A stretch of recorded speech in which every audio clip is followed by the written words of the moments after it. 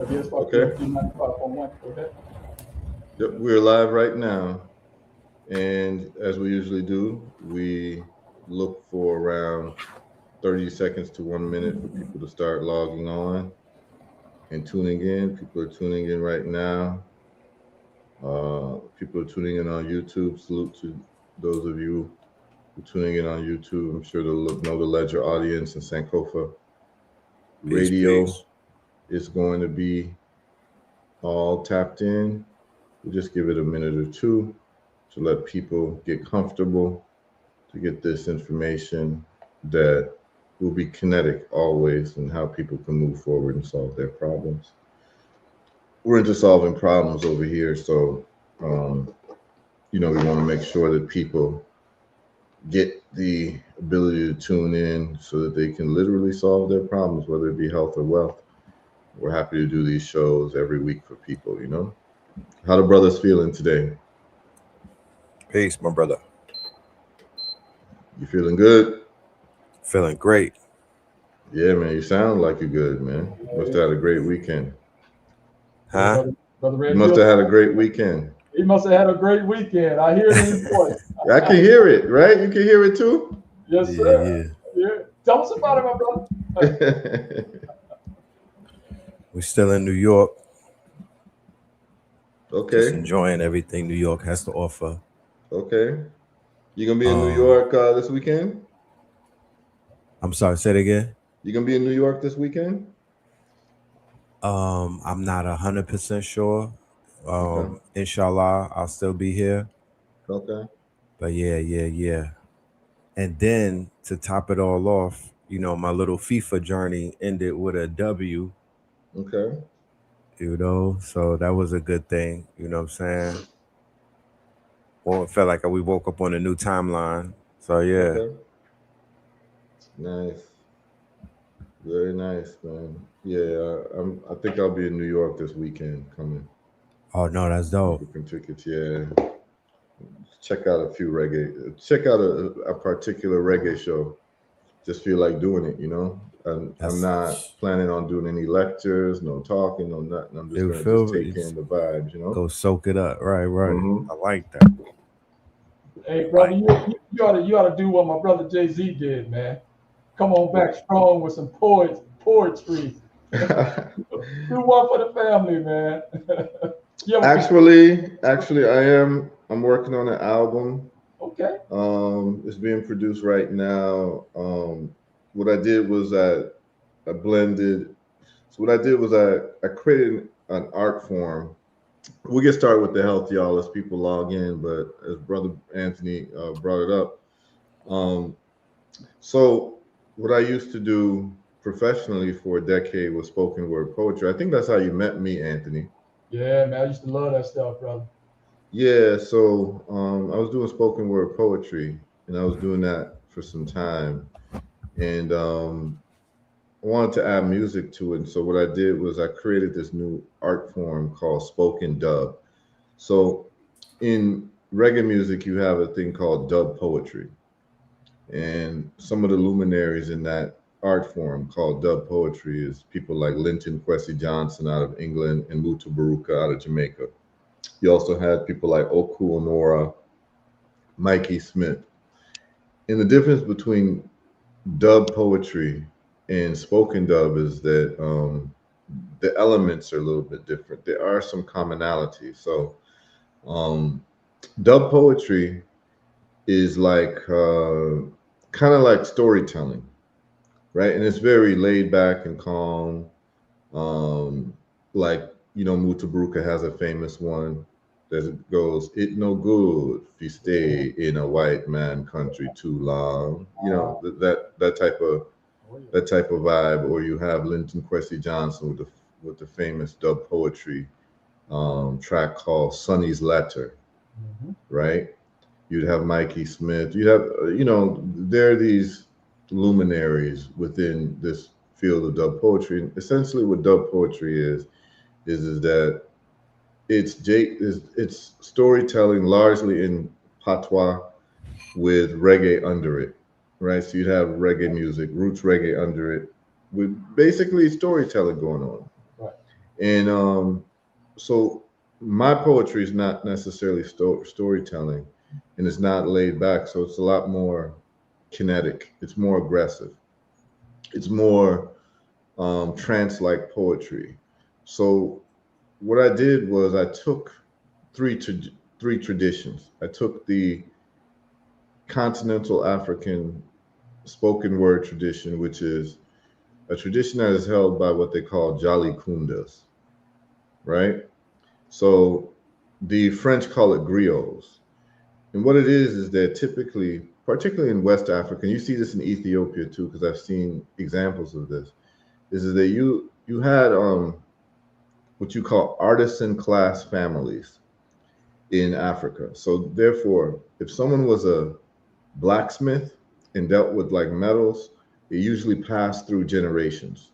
So you'd have one family that is responsible for all the blacksmithing of this particular nation or ethnic group.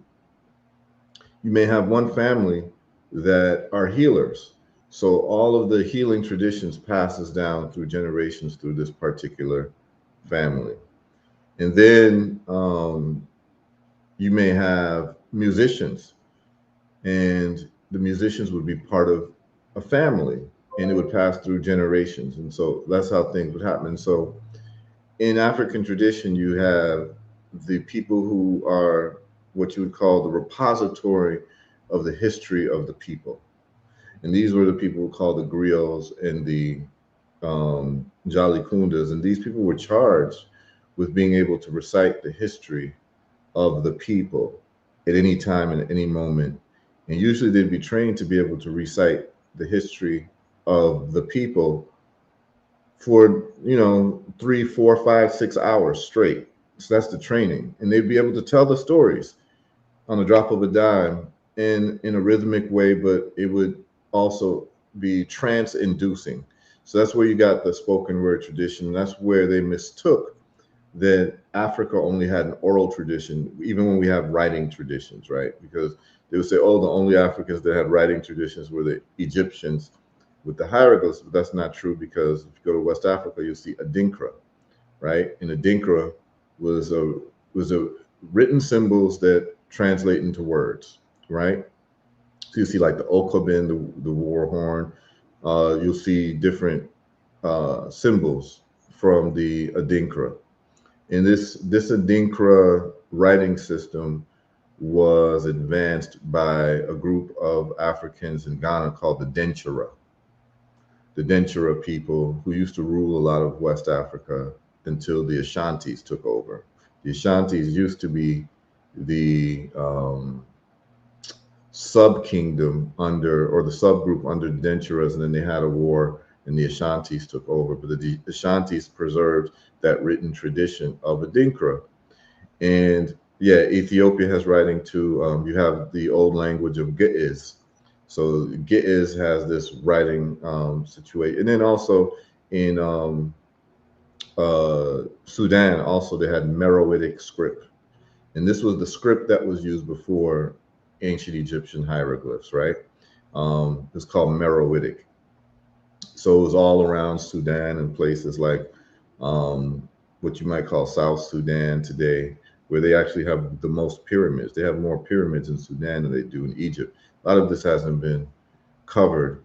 And a lot of the artifacts in the pyramids got flooded with the Aswan Dam in South Sudan, but that's another story.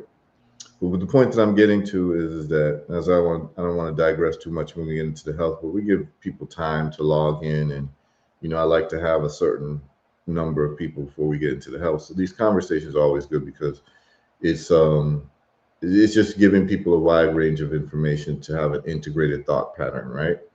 Most people's thought patterns is limited to the countries they're in, so they don't know world history. They don't know what's going on in different parts of the world before they were born. And it's good to know what's been going on in the world, that the world was introduced to you when you came out of the womb. And so there's a lot of things that happened on earth before you were here, and it's good to know and keep up to date with what was going on in different parts of the world. Travel allows you to see that. And then you stop having what you call a solipsistic worldview, which many people have. And a solipsistic worldview is that thinking that the world revolves around you, right? There's a lot of things that were going on this planet before you arrived. And it's good for you to know what was going on in the world that you've been thrust into, right? So you have this Jolly Kunda thing going on in West Africa, and usually it's families, and they will recite the history of the people. And so the poetry that I was doing was Jolly Kunda form of poetry, because it was always about like our history, our culture, our forward progress. That's the only reason why I did poetry. I never got involved in poetry to do like roses are red, violets are blue, or to do like sex poetry or these other, poems that people were interested in. I was really about um, basically following the tradition of the people who I consider to be heroes, right? The Malcolm X's, the Fela Kutis, the Bob Marleys, the Peter Tosh, the Vernon Spears, these type of people who are always exposing us to our history, the public enemies, right? Because I saw in my own development, I learned about Marcus Garvey through Public Enemy in KRS. I learned about Malcolm X through Public Enemy in KRS-One. Talk about it. You understand what I'm saying? I learned about my first exposure to the Ankh was X Clan. The red, You understand what I'm the saying? black, Yeah, and the you know what I'm green saying? with a key. It's Those was my first sissy. Yeah, that teachings, was my, my you know what I'm philosophy. saying? Yeah. And then I started getting into reggae music, and I'm listening to songs like Christopher Columbus is a damn blasted liar. That's Burning Spear song. That's literally the chorus Right. to Burning Spear song called Christopher Columbus. And then Culture, which is a reggae group, has a song called "The Never Love Christopher Columbus," right? And the song "They Never Love Christopher Columbus in Italy. They never want Christopher Columbus in Rome." You know what I mean? This was my education. Yeah, Addy's sound system, Yes. Stone Oh, you Love sound talking? system, Oh, you talking? Kilimanjaro You sound system, You talking? right? Red Pill, you talking? I know you knew about all that. Kilimanjaro, you know what I'm saying? Stone Love sound system, Bass Odyssey. What did they teach me about? Emmanuel. Selassie I liveth every time. We in a clash. We going to sound clash, and when they early dub plates and they warming it up, I'm learning Yeah. about Selassie I. There was no Google back then. I'm learning about Emmanuel. I'm like, who are these men that they give so much reverence to? Right. So when I became an artist, I could only follow in that tradition of using music as a weapon, or using poetry as a weapon. So that's what I did, and I did that for a decade, and that's what I did professionally. And so that's why I have 5 albums. And so I wanted to branch out and say, okay, let me do a musical form. And so what I wanted to do was, I'm always about the unity of our people, because I have a very unique history, right? I'm born in Africa. I'm raised in Chicago. I've spent a good part of my adult life living in the Caribbean, right? So I have real relationships in all 3 places. On the continent, where I speak in African language, and I have hundreds of family members by blood in West Africa. I've lived in East Africa. I've lived in the Caribbean. I've spent a lot of time in Jamaica. I've lived in the U.S. Virgin Islands, spent a lot of time in Barbados. I've spent time in Haiti. So I've been able to see the Caribbean and how our people live. I grew up in Chi-Town, Chicago, spent a lot of time in New York, practiced law in Florida. So I have a different perspective on the world than most people, because I've actually lived in different places and developed friendships and like meaningful relationships in these different places. So I have an integrated view of our history, not from a book perspective, which I have read, the seminal books that we would all need to read, but lived experience has shown me that we have so much in common, and we have a shared history. That's why I have the approach that I have.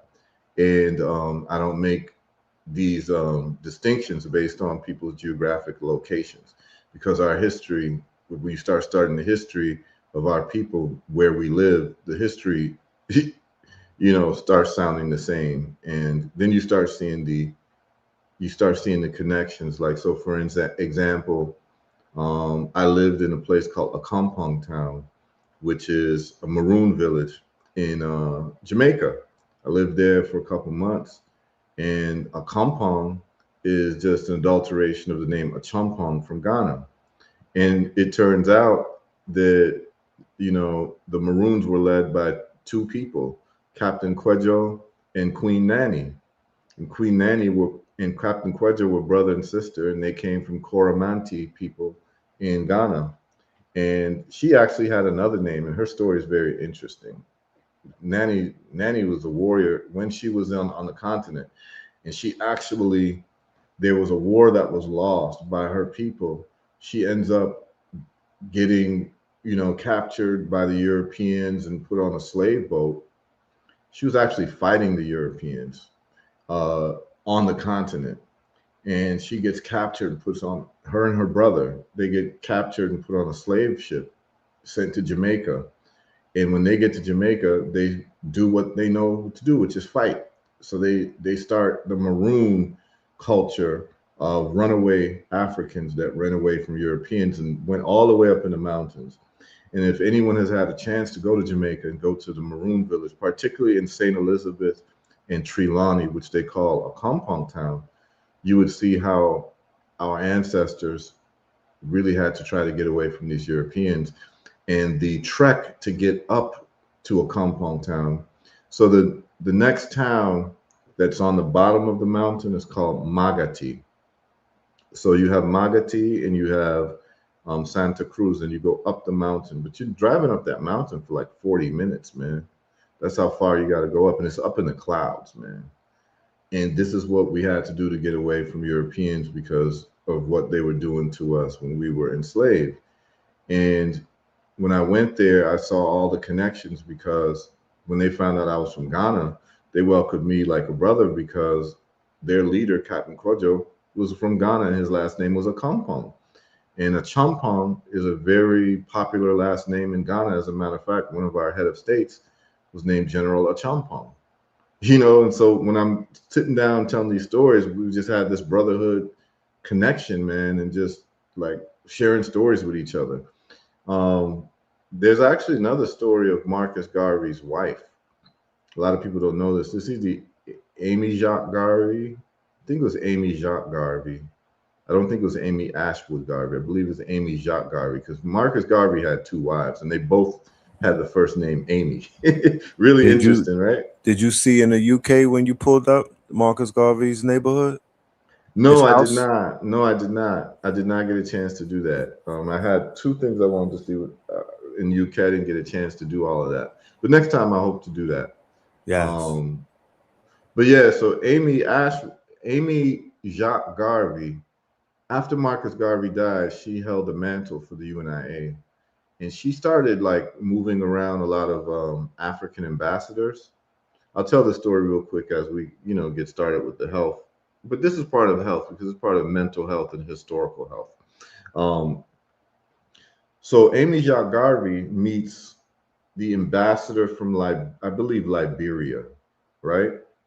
She meets the ambassador from Liberia, and she talks about like her ancestral line. I believe Amy Jacques Garvey was from, where was she born? In New York?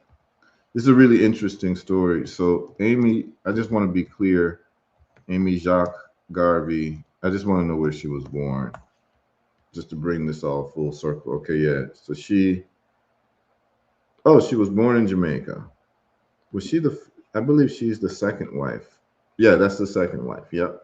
That's the woman I'm talking about. So she was born in Jamaica and spent a lot of time in New york.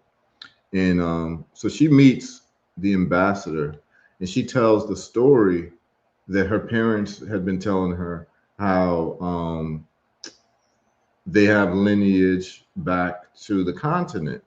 And the story was that her great grandfather was a prince, and he had a name, and so they still remembered his African name. So when she gets to Liberia, she says, "Yeah, I would love to go to Ghana because the story of our family is that my great grandfather was a prince from Ghana." And she said, "Oh, And so the guy, the Liberian ambassador, is friends with the Ghanaian ambassador. Says, I could introduce you to the Ghanaian ambassador. So she meets the Ghanaian ambassador and tells him the story that the family has been telling, for generations.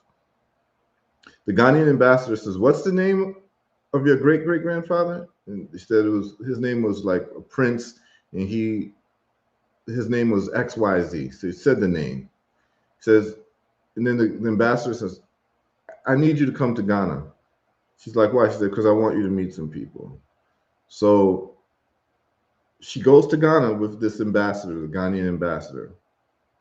The Ghanaian ambassador takes her to a village and introduces her to the chief and says to Amy Jacques Garvey, tell your story to the chief. She tells the story.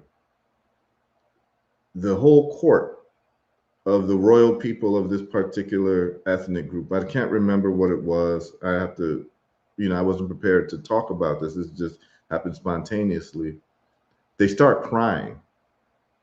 And she's trying to figure out why they're crying. And she says, your great great grandfather, we've been missing him because he was actually the son of this chief, and he was taken away in war, and we've been missing him, and we never knew what happened to him, and we didn't know that he'd been taken to the West, right? We just thought he disappeared. That was the story. So they, in that particular ethnic group, they had the story of this man who was a prince who was going to become the chief, who disappeared, and they never knew what happened to him. And it turns out that was Amy Jacques Garvey's great great grandfather. And it all came together, and they they of course adopted her. Not even adopted her. She's royalty of that particular ethnic group. And so these stories are the stories that have to be told. And when I was in Nigeria, when I was living in Lagos, I actually met Fela Kuti's one of his percussionists who used to tour with Fela Kuti, and he was Fela Kuti. So this is what you all will find funny. So Fela Kuti used to keep somebody on the road with him that he would call his ideological advisor. It's very important. I think you'll appreciate this, Red Pill. Fela Kuti saw that, like, in the music industry, there were all these temptations, and a lot of these musicians who started off like radicals, they became weak, right? Because of, the lifestyle. Yeah. And being given drugs and given, access to, like Diddy parties and all that type of stuff, right? So Fela Kuti had the presence of mind to say that his mission was that music was going to be a weapon for African liberation, and he never wanted to stray from that path. So to not stray from that path, he didn't want to have yes men around him. So he had the presence of mind to always have on the road with him a person called an ideological advisor. And this ideological advisor had the right to correct Fela whenever he was starting to stray from the path. Wow. So this particular brother that I met, his name was Dudu. So in Yoruba, Dudu means black. So that's why you have the black soap is called Dudu Osun, whereas in America, Dudu means defecation, right? That's why, like, knowing like where you are and where your audience is, you know what words to use. But yeah, in Yoruba, Dudu means black. So his name was Dudu, and he was very black. And I'll never forget what he told me. He told me that Dudu was an old man at the time. I think he said his grandmother. He said that when the Europeans came and they were causing havoc in West Africa, literally his grandmother was part of an ethnic group that was in the deep interior of Nigeria, and they had kidnapped her and they put her on the walk. So there's this walk, sometimes it'd be like 100, 200 miles, that when the Europeans captured you, you had to walk from the interior all the way to the coast. And it turns out that the grandmother was one of these people who were captured by the Europeans, and the British particularly. Let's name the ethnic group of the Europeans that were causing havoc in Britain. If you're talking about Ivory Coast and you're talking about Benin, that would be the French tribe, right? But when we're talking about Nigeria, it was the British tribe, you know, the same place I just came from, right? London, them people. So they took Dudu's grandmother and they walked her 200 miles, man, from the interior. And it's a brutal, a lot of people didn't survive it, but she did. And as they were about to put her, this is exactly what Dudu told me. I'll never forget sitting in Lagos and Dudu is telling me this story. We're sitting down. It's a beautiful summer night in Lagos, and we're sitting down under the moon, the bright moon, and Dudu's telling me this story. Dudu just took a liking to me because I was actually doing poetry at that time in Nigeria. So he had seen my performance and he just cleaved on to me because he was literally Fela's ideological advisor and drummer. So we're sitting down talking, and he says his grandmother, he tells his grandmother's story. So his grandmother, right before they were going to put everyone on the slave boat, his grandmother escaped. Mm. So when she escaped, she had to find her way back to the village. And it took her 2 years Wow. to get back to the village. And when she got back, because they thought she's gone, you know, there's a big celebration for her. And she told the story of the death walk, you know, and how essentially if she didn't escape, who knows what would have happened to her, right?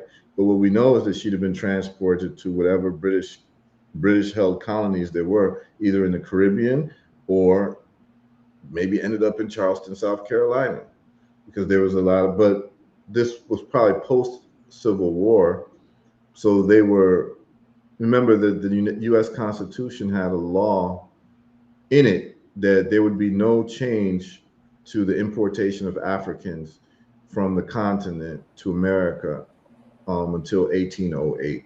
So, in other words, there Yeah. could be no laws passed on the importation of our people before 1808 in the U.S. Constitution, and then after that, they could deal with it.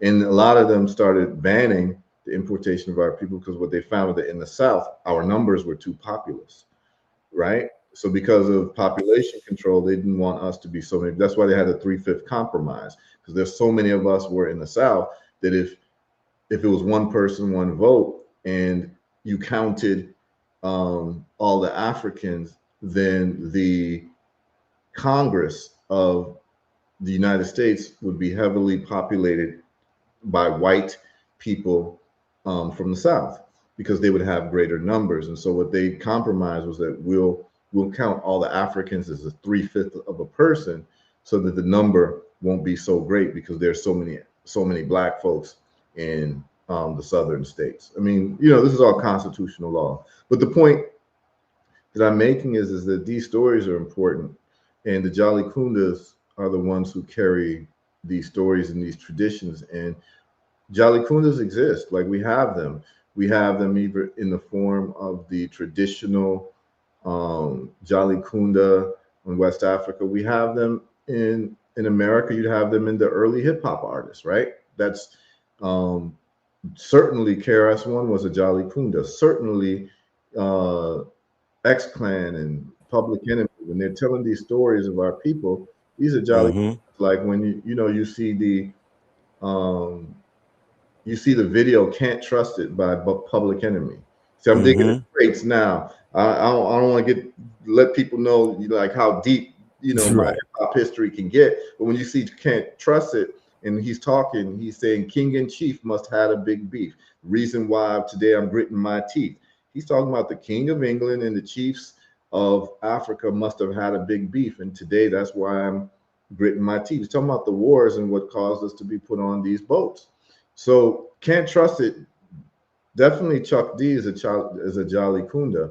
And then you have the Bob Marleys and you have the Peter Toshes and the Burning Spears. These are Jolly Kundas because they're telling our stories as well. So I always came in that tradition. And so what I did was creating this thing called spoken dub that stands out from dub poetry is I'm merging the spoken word oral tradition, a Jolly Kunda tradition from West Africa, plus the roots reggae instrumentalization out of the Caribbean, plus blues guitar from America, from Mississippi blues guitar, the Delta blues, right? So what you see in spoken dub is that you see actually emerging in a reverse triangulation of what they call the slave trade, the transatlantic slave trade, which was Africa, United States, and the Caribbean. That's what they call the triangular slave trade. The Caribbean also being, South America being put into that. So they had this, what they call the triangular slave trade, which was the global economy at the time. So and we were broken apart that way. So what I'm doing is I'm putting all the pieces together by merging African tradition, the Black American tradition of the blues, and also the roots reggae tradition. So when you hear spoken dub, you're going to hear all those three elements. And so that is what I will be releasing in the next couple months. And I'll actually be going on the road with my good brother Jelani from Bamboo Station. So y'all get ready for that. Yeah, I look forward to it. I look forward to. Let me know when you we want to play it on the radio as well. So let me know. Yeah, I have a couple tracks already. I'll send it to you, and we'll deal with that. All right. So I think it's been enough time to get people on. We got a good number of people on. Let me talk about what we're gonna talk about today. So I want to play this interview by a guy named Gary Brecka. Gary Brecka is a very important person because he gets results. He is in what he's engaged in what I'm engaged in, which is illness reversal. He's not a medical doctor. He's much like me. He has a degree in biology, but hold on. Yes. I'm sorry. Should I be switching to Patreon right now? No, because this is on YouTube itself. Okay. And I'm going to speed it up a little bit so it won't be tracked. But this is a very important interview that I want people to see. Essentially, Gary Brecka used to work in the insurance industry, life insurance. And he talks about how the life insurance industry, because of the business that they're involved in, can predict people's death to the month and the day based on looking at their medical profile and the pharmaceuticals that they are presently on. And I want you all to hear that. So I'm going to play a little bit of that, and we're going to just talk about it because I want you all to really be in tune with what's really happening in the world, business wise when it comes to health. So this is about the intersection of business and health, and he drops a lot of gems in here. So I want to share this with you all because I thought this is a very important interview. So here we go. And I took, like I told you, I took pictures of all the little devices that hydrogenate the water and started Googling around and got in touch with one of the companies and really started researching it. And so I'm going to get all that stuff. Dude, there's a website called hydrogenstudies.com. You can go there for free. It's all the consolidated research on hydrogen gas, using hydrogen to increase circulation, reduce inflammation, improve cognitive function. I mean, just go there and read it. There's animal and human studies on there. You can select out the animal studies and read the human clinical trials. I think it's the best kept secret in all of modern medicine. I mean, for athletic performance, I mean, you talk to like a John Jones or a Michael Chandler or some of these other athletes that I've worked with.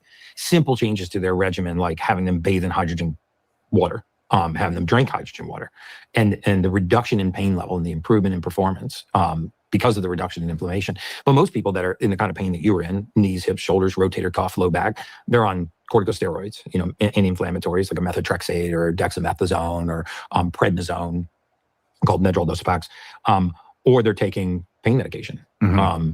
When you can actually take a warm bath in hydrogen gas and get the same effect. And it not only can last longer, it can potentially permanently reverse those conditions. No kidding. Oh yeah. I mean, after, how did you, I don't want to get too far in the weeds because we're just starting out. Okay, right. I know we'll get more into this, but I don't want to forget this question. I mean, how the hell did you even, who comes up with to me, this is like, you asked like 4 questions. To me, this is like psychedelics. Who picked up the toad and rubbed it and ate the venom or smoked the venom? Who came up with that? Right. And so I want to know, how did you find hydrogen and its benefits? My undergraduate degrees are in biology and my postgraduate degrees are in human biology. So I've always been crazy fascinated with the human body. And the more I study the human body, the more it's actually strengthened my faith, the more I believe that this was created by a divine being and it wasn't by accident. Like, you'll never convince me that 2 bacteria banged 1 billion years ago in a mud puddle and a lizard grew out and eventually we became Homo sapiens, and here we are, right? And it doesn't even make sense evolutionarily because there's huge gaps in the fossil record, but we can talk about that later. But I've been fascinated by the human body, and I just believe so much more in what God gave us than what man makes us. And we become a society that's just become so dependent on chemicals, on synthetics, on pharmaceuticals. But when you really start to look at the research, which I'm fascinated by, like my heroes are the scientists and the PhDs and the MDs and the researchers that are doing real work, studying real human beings to try to extend life and improve humanity. And what you find in most of this research is that we're just getting back to the basics, right? Sunlight, grounding, breath work, whole foods. So hydrogen's been, I mean, you're probably 60% hydrogen by weight. It means think of the percentage of water you are. And it's harmless to human beings. But this gas has anti-inflammatory properties. It feeds a whole class of bacteria in our gut. It's improves circulation. It improves the absorption of our supplements, our nutrients. So, simple things like switching to drinking hydrogen water, like using a hydrogen water bottle or hydrogen tablets, bathing in hydrogen water, water that's been circulated through a machine that just adds hydrogen gas to the water. Game changers. Psoriasis, eczema, and don't take my word for it. Google around, go to hydrogenstudies.com, read the research for yourself. So, and this is one of those things I studied, after I really kind of got into the biohacking space because I was in the mortality space for decades, predicting death. And as I've really started to go down the rabbit hole of what is truly extending life, like how do we not just add years to our life, how do we add life to our years? Like, how do we not grow old and have to deal with all the consequences of aging? Well, the way you grow old and don't deal with the consequences of aging is you give the body the raw material it needs to do its job, right? And if you look at the broad research on this, like look at blue zones, for example, right, where you have these centenarians, people that live way beyond age 100. If you look at all of these blue zone areas of the world, you won't find continuity between diets. Right? So the dogmatic dieting is not the answer. So it's not vegan, vegetarian, pescatarian, carnivore, keto, paleo, raw food. It's not these hyper dogmatic diets. It's whole food diets, right? You go to Sardinia and you see that it's one of the highest carbohydrate consumptions in the world. Well, how are they eating so many carbohydrates and living to 117 years old? Well, they make their bread from scratch. They make their pasta from scratch. These are all whole foods. You go to the Mediterranean and that flies in the face of modern medical recommendations. High amounts of fatty fish, lots of oils, cheese. So, and then you go to, the French are screwing the whole thing up because they're smoking cigarettes and drinking wine and eating cheese. And some of those areas they're living forever. You go to Singapore, it's one of the highest meat consumptions in the world, one of the longest life expectancies in the world. So what's the commonality? The commonality is a whole food diet. In the United States, 67% of our diet is highly processed foods, which are not even foods. Right. So I have an intellectual curiosity like a child. Like I'm absolutely fascinated by the human body. And I think that we are just barely beginning to understand what God's created. And I believe more in its ability to heal itself. I believe more in its ability to heal the environment around it than I do in the chemical industrial complex. And so we should be studying things like that: hydration, nutrition, hydrogen water, hydrogen gas. These are things that are readily available for us. So when I asked you that day if you had any aches or pains and you're like, you got some time? Yeah. You're like everything hurts. I go, you're going to wake up tomorrow morning, nothing's going to hurt. I remember I could see the doubt in your face. You're right. You're right. But we'll get into that here in a bit. Everybody starts off with an introduction here. Okay. So Gary Brecka, you're a human biologist, biohacker, and longevity expert with over 2 decades of experience in optimizing human performance and wellness. Previously, you were a mortality modeling expert in the insurance industry, using medical records and demographic data from 360 million lives to predict lifespans with remarkable precision. Determined to transition from predicting lifespans to extending them, you embarked on a quest to optimize biomarkers and unlock the secrets to a longer, healthier life. Since this transition, you founded The Ultimate Human media platform and podcast where you share insight with celebrities, athletes, and scientists. You're a consultant to high-profile individuals, including CEOs, professional athletes, and celebrities such as Dana White, John Jones, and Stephen A. Smith, working with a team of experts to optimize mind, body, and spirit through science-backed methods. You're also a husband, a father, and probably most important of all, a man of faith and a Christian. Amen. And I know I'm missing a ton of other convictions. Those are the highlights. Those are great. But and one thing we do is we have a Patreon account. They're our top supporters. Many of them have been with us since the beginning. And this whole thing kind of started off in my attic as a hobby, and they have enabled me to grow this into what it is today. And so one of the things I offer them is I give them insight into who's coming on the podcast, and offer them the opportunity to ask each and every guest a question. Cool. So they knew that I was coming on, so these were specifically for me. All right, this is specifically for you. So this is from Jesse. What do you believe is the most underestimated factor in optimizing longevity and cognitive performance, and how can individuals practically integrate this into their daily routines? So the most underutilized, overlooked area in all of human optimization, as we talked about a few minutes ago, is sleep. If you're not sleeping, you're not healing, you're not repairing, you're not eliminating waste, you're not toxifying. And so if I was to just pick one thing to optimize in my life to improve my cognitive performance, it would be sleep. And then followed by a second, third, and fourth, and I'll just lay those out for Jesse. The second would be movement. Again, going back to the discussion we had about the blue zones, one of the things that was common between all of the different blue zones, which was not diet, was mobility into later in life. So sitting is the new smoking. Sedentary lifestyle is now the leading cause of all-cause mortality. Wow. Yeah. The leading cause? It is the leading cause of all-cause mortality, meaning the greatest impact on the total number of deaths, what's called a modifiable risk factor, is sedentary lifestyle. I have a saying that aging is the aggressive pursuit of comfort. And most of us are aggressively pursuing comfort. I'm going to stop there real quick. I want to be clear on what he said. And I've talked about this before, but this is a big quote that he said that, number one, the number one cause of all-cause mortality at this point is a sedentary lifestyle. This is what he said. So if you're not moving your body, you're not, he said it's worse than smoking cigarettes. Okay. If you don't use it, you lose it. But then the next thing he said is very profound. He said that aging is the endless pursuit of comfort. This is very profound, and give it some thought, right? We don't want to walk upstairs. We want to take elevators. We don't want to, go outside and do yard work or do, anything that might be strenuous. We may not want to get up and do those push-ups. Yeah, and do those push-ups we used to do. And I've talked to you all about the study that shows that men who are able to do 40 push-ups have a 90% decreased risk in heart disease, in heart attacks. I've shared that study with you all, right? Yep. And so think about it. Like, as people get older, they start pursuing comfort. But then is it that as they get older, they start pursuing comfort more? Or is it that because of their pursuit of comfort, they're getting older? Do you get what I'm saying?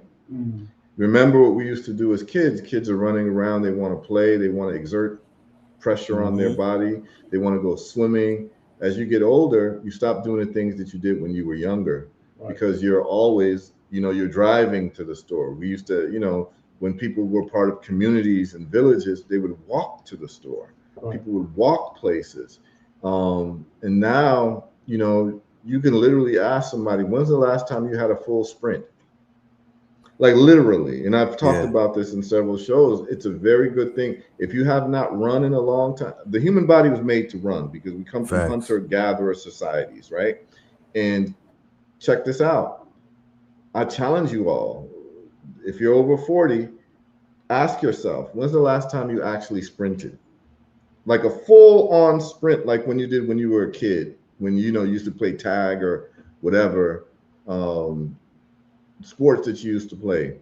We stopped doing those things and we stopped sprinting. That's the number one sign that you are in an endless pursuit of comfort. When is the last, it gets 80 degrees outside, we want to turn on the AC, right? We don't want heat. We don't want to be out in the sun, which gives us the vitamin D that we need for our immune system, because it's uncomfortable. When you get used to AC, anything over 80 degrees makes you feel uncomfortable. Right. But this is not normal. That's not normal. That's not how human beings evolved. So the thing is, it's like, look, what he said is profound. That's why I watch podcasts. So my form of entertainment is to watch podcasts of like people who are accomplished and people who are like thinkers. And so I listen to information from anybody. I don't care who you are, where you are, what walk of what life, what ethnic group you belong to, whatever wisdom I can soak from anyone, I'm going to take it, right? And I can listen to Gary Brecka, and the things that he says rings true. And he said very clearly, and keep this like as a mantra, aging is the endless pursuit of comfort. When's the last time you did a sprint, y'all? And I'm going to tell you this.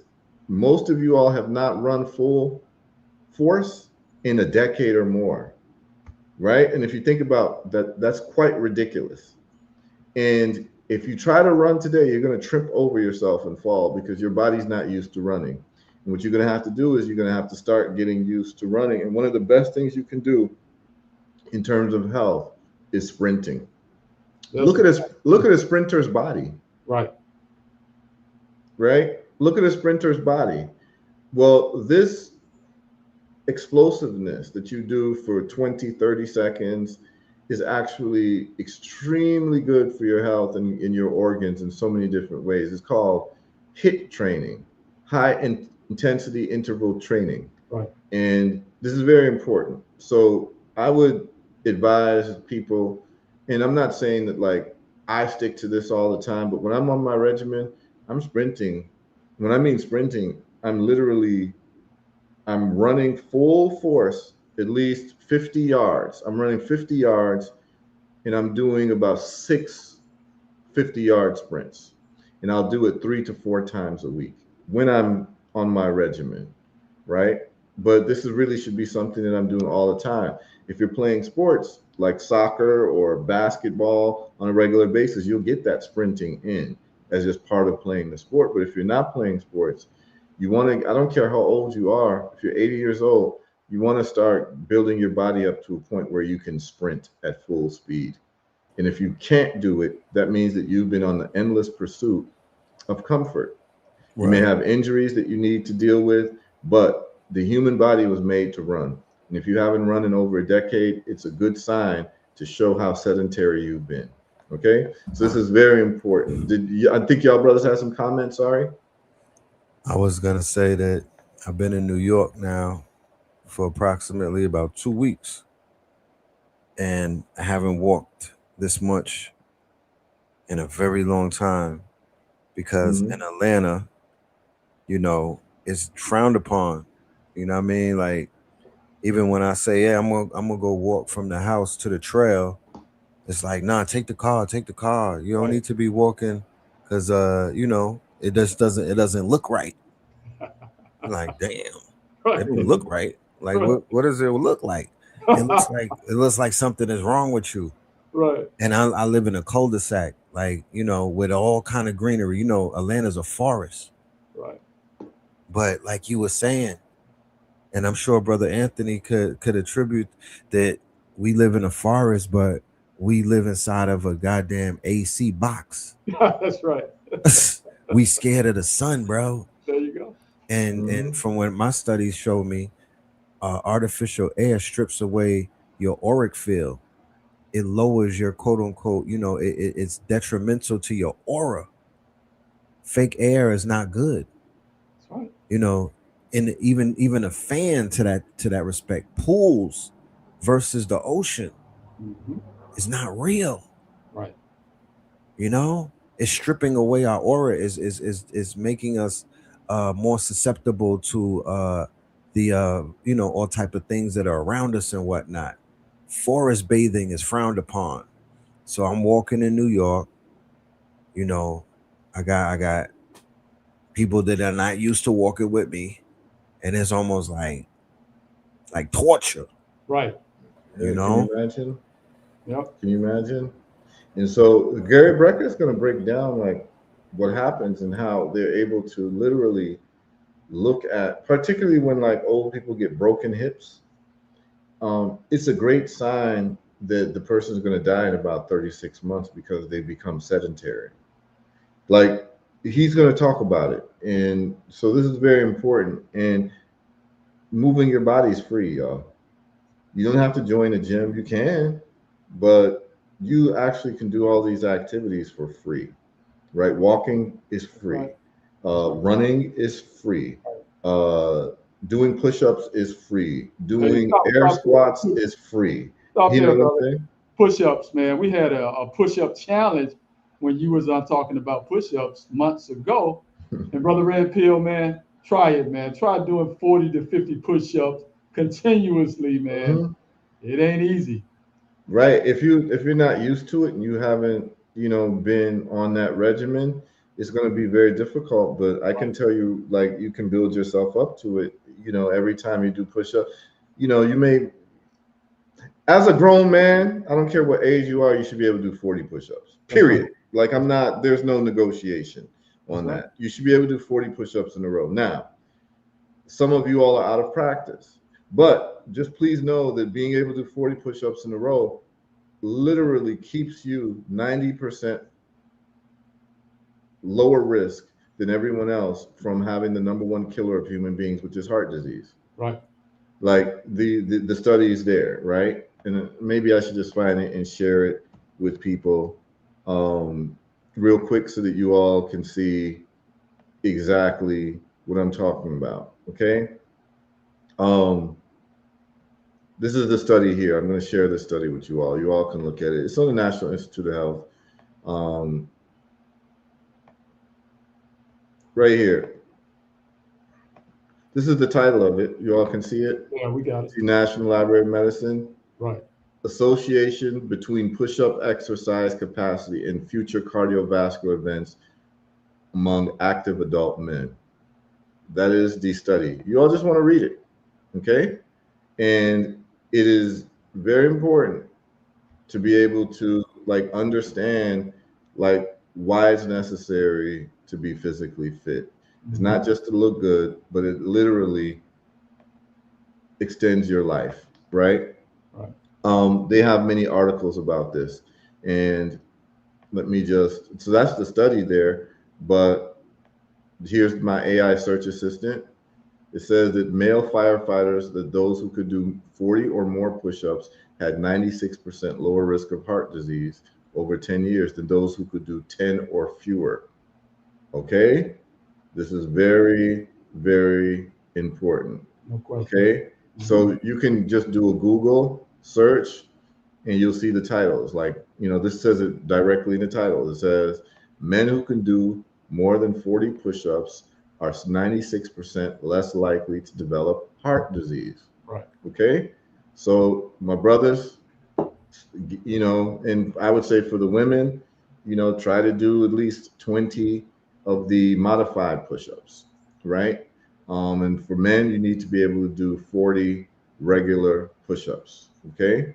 And if you can't, work your way up to it. That means that if you can only do 20, try every week to add 2 more and try to get to 22. Then, before you know it, in a month or two, you're at 40, which is the desired number to be able to be 96% less likely to develop heart disease, which is the number one killer of human beings. So just that alone, tuning in today, you don't have to buy anything. You don't have to, it's free. All you got to do is get on the floor and start putting that work in, right? Remember, the relentless pursuit, aging is the relentless pursuit of comfort. That's a bar. That's a bar. Like Gary Brecker was spitting on that. So let's go a little bit further and hear what he says, because he says some profound things in here that I completely agree with. Okay, so I'm going to rewind that a little bit and then let him drop the ism on y'all, because a lot of times we talk about health, there's usually some type of dollar sign associated with some of these remedies, but a lot of things that you can do for your health has no dollar sign attached to it. That is fasting, and that is exercising.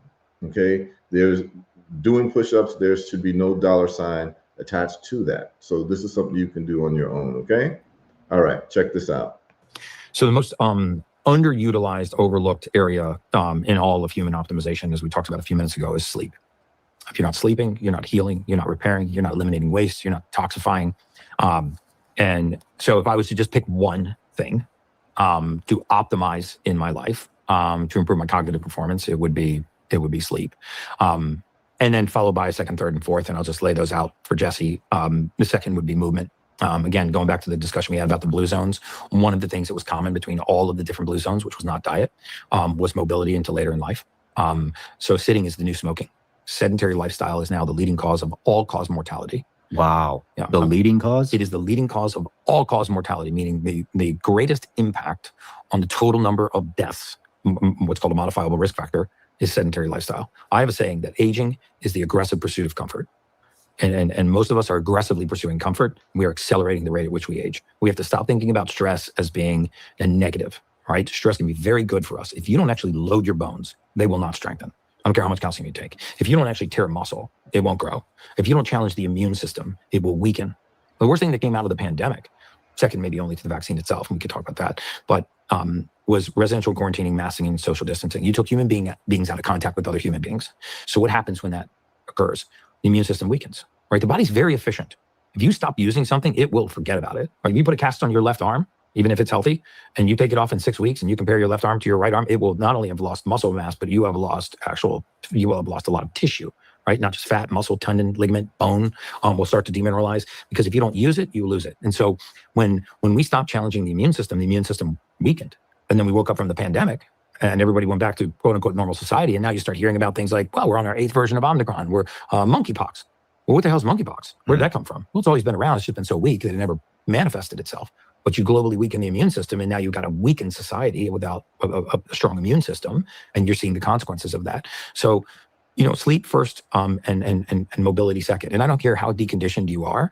You don't have to go out and do HIITs cardio and super Spartan races. You just need to move, and 3 15-minute walks a day. Apply stress to your body. I mean, the simple fact is, if you want to live a long time, lift heavy weight. No kidding. Mm-hmm. No question. Lift heavy weight. Lift heavy weight. Challenge your body. Tear your muscles. Apply stress to the body. Lift things that are heavy. No, not so heavy that you hurt yourself. I don't believe in loading the spine. But if you can walk, that's excellent for you. It's probably the most underrated exercise in the world. But if you only had time to do cardiovascular training or weight training, I would do weight training. Right? Really? Even if it's just body weight exercises, no question, because weight training beats cardiovascular training hands down. Muscle is not only our metabolic currency, but muscle is, in my opinion, and probably Gabrielle Lyon would share this with me too, is the largest organ in the body. Like, what does muscle do that we don't know that it does? We know it holds our skeleton up and it, moves our bones around, but makes us look good if we're physically fit. But the truth is that muscle is a sponge for glucose. Right? I mean, it absorbs glucose. It uses the sugar in our bloodstream. If you want to lower your blood sugar, move your muscles. It also holds our skeletal system erect. The greatest risk to longevity in the elderly is frailty. Right? That's why grip strength is actually directly tied to longevity. No kidding. When you look, no question. I mean, the elderly, what happens is, falls are enormous risk to the elderly and to the frail. Why do people start falling in older ages? Is it because they're losing their balance, or they're disoriented, or they trip more often? No, you probably had 6 incidences in the last month where you would have fallen if you didn't have the grip strength to stop yourself, right? But you can hold on to your door handle, you can grab the railing of a stair, you can brace yourself on the wall, and you just moved on about your day. When you're frail and you can't stop the momentum of a fall, and you end up with a catastrophic injury, and then without loading our spine, without loading our skeletal system, it begins to weaken. How many of us know, we used to call it the triad of death in the mortality space when I was doing mortality research. Someone would break their hip and within 36 months, they were dead. Why would a hip fracture lead to early death? Because the majority of hip fractures in the elderly are not elderly people falling and breaking their hip. The majority of hip fractures in the elderly are the hip breaking and then they fall. And there's a difference between the fracture causing the fall and the fall causing the fracture. So when your skeletal system is so weak that it can not only support its own weight, grandma's standing at the kitchen sink doing dishes and her femoral head cracks and she falls, and they go, oh my gosh, grandma fell and broke her hip. No, she didn't. Her hip broke and then she fell. And so we have pursued comfort so aggressively that we become so frail that we can't even essentially protect ourselves. So those would be my big recommendations would be start a process. I mean, Sardinia, for example, in the blue zones in Sardinia, their life expectancy was directly related to the grade of the slope they walked up. The steeper the slope, the longer the life expectancy. No kidding. You got 93, 97-year-old men and women walking up 30+ degree slopes. I can bear witness to this. What he's saying is very real. I'm going to stop sharing this real quick. Look, y'all, if you haven't spent time in different parts of the world where people live in villages, you're missing out. because in my travels, I've seen 90, 100-year-old people with great muscle tone walking up mountains that I was struggling to walk up. I've seen they're walking up mountains carrying things. I'll never forget when I lived in Jamaica in a compound town. It's very, very hilly. It's very steep. When I mean steep, the roads, it got to be like 30-degree angles at some points, man. Like I remember like really struggling to get up these mountains and these hills. I'm talking about just like to visit somebody. Like, like just a basic, I'm going down the street to visit like, a brethren down the street in a compound town, and you would have to walk up, and I would see old people carrying things and walking up and still having conversations with each other and laughing. And I'm walking up the hill and I'm dying. You know what I'm saying? That was because at the time I had asthma, but the olive leaf extract got rid of my asthma. So I'm able to like walk and run up mountains a lot better than I used to. But I grew up with asthma. And I'm watching these old people, 90-year-old people, and I've seen the same thing in Ghana. I've seen the same thing in Nigeria. I've seen it even in the rural South in America, like in places like Dothan, Alabama. And you'll see old people who are still attached to the land, who walk every day, and they're more fit than the young people of today. And these people are living lives without medication because they are using their body and they are putting their body under some type of stress, and they are not in the aggressive pursuit of comfort. This is just life for them.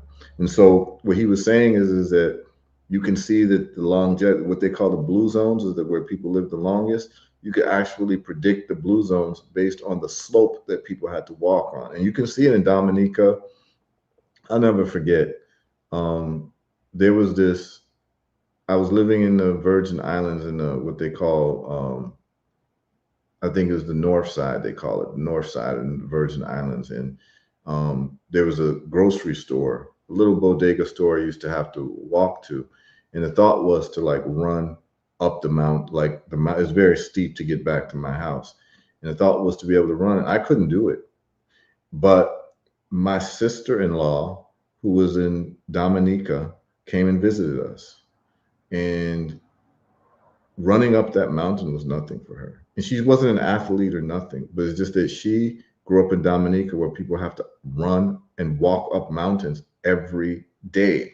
And so for her to clear that slope to the house running, she was able to run all the way. Whereas I was able to run like a few seconds and I would get tired because the slope was like this, man. In Atlanta, you see that if you go to Stone Mountain, there's like, and I see it with the elderly the Asians, right? The Asians and the Caribbean, they clearing that mountain like it's nothing. I'm talking about they're clearing that mountain. They're literally clearing it, going straight up, incline, with no worries. With like heavy overclothes on. Yeah. Yeah, I mean, I see it over and over again, man. Yeah. And it lets me know that there's different levels of fitness based on what people are used to, man. And that if you live in that soft life all your life, your life expectancy is actually going to be dulled, and your quality of life later on is going to be dulled. And basically, you're indoors all the time working. Here's what I'll just tell you all. One of the most poignant things I've ever seen was when I lived in Miami Beach. This is around the time I met you, Phil, when we were both living on Miami Beach. Yeah, man.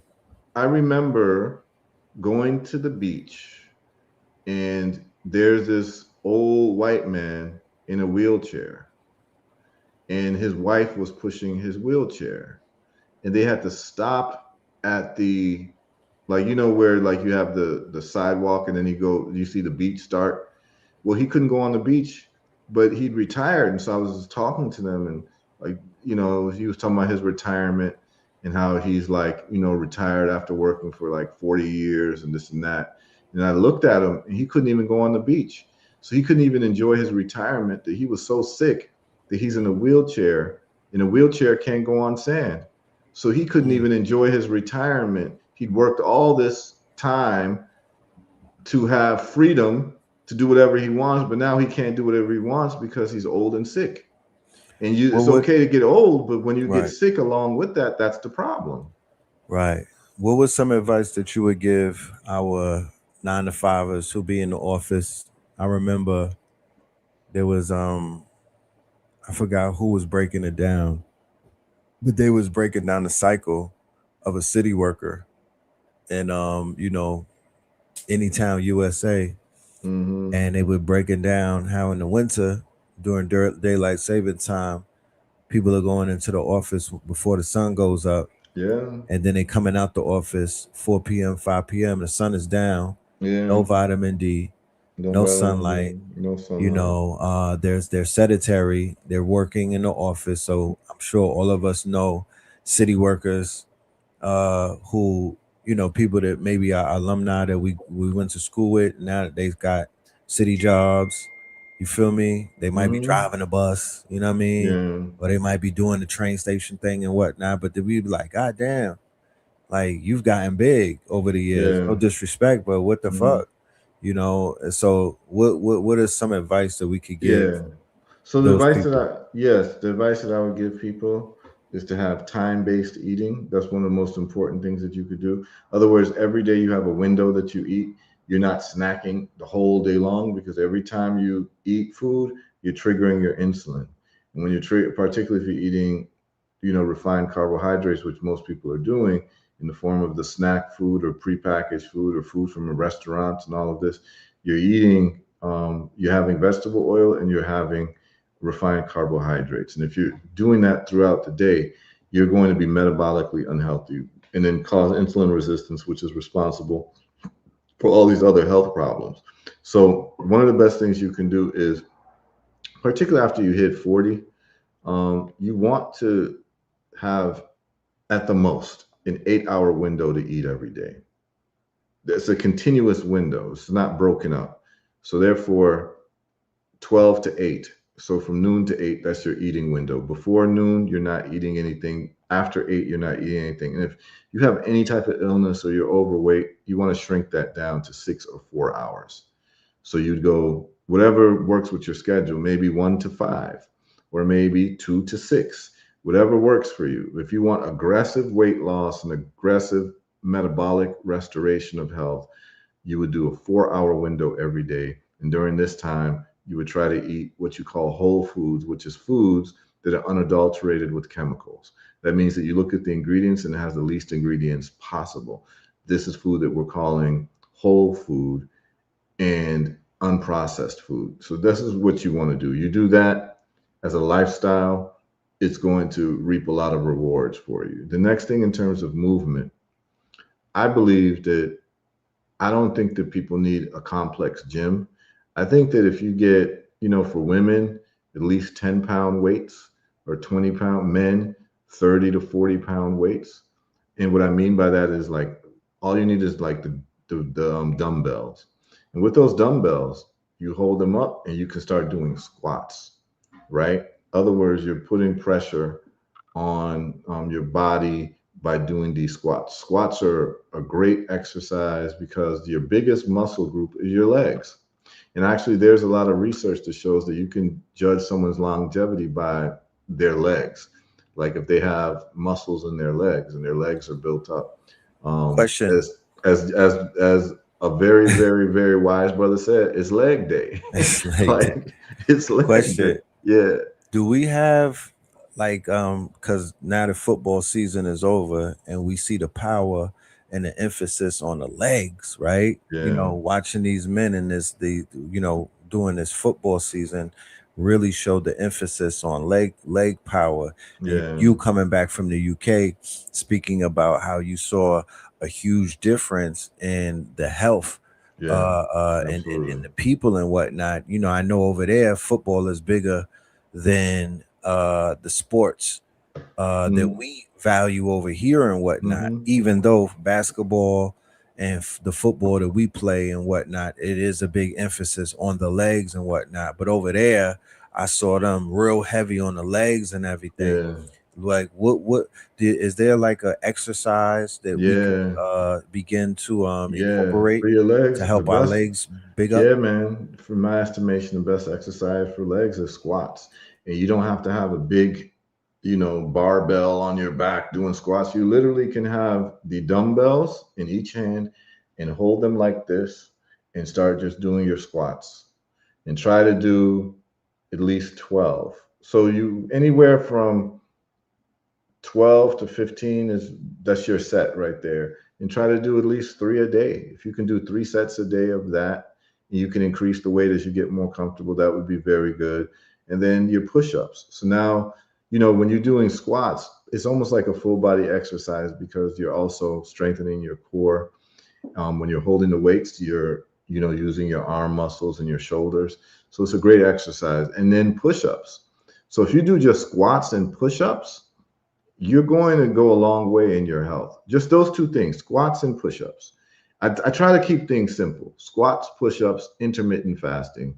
And then, take your vitamin D if you're not out in the sun, preferably the Herbal Results brand, because we just make the best and the strongest vitamin D. But you do that stuff. If you have inflammation, you take the olive leaf extract, you add some magnesium to your vitamin D.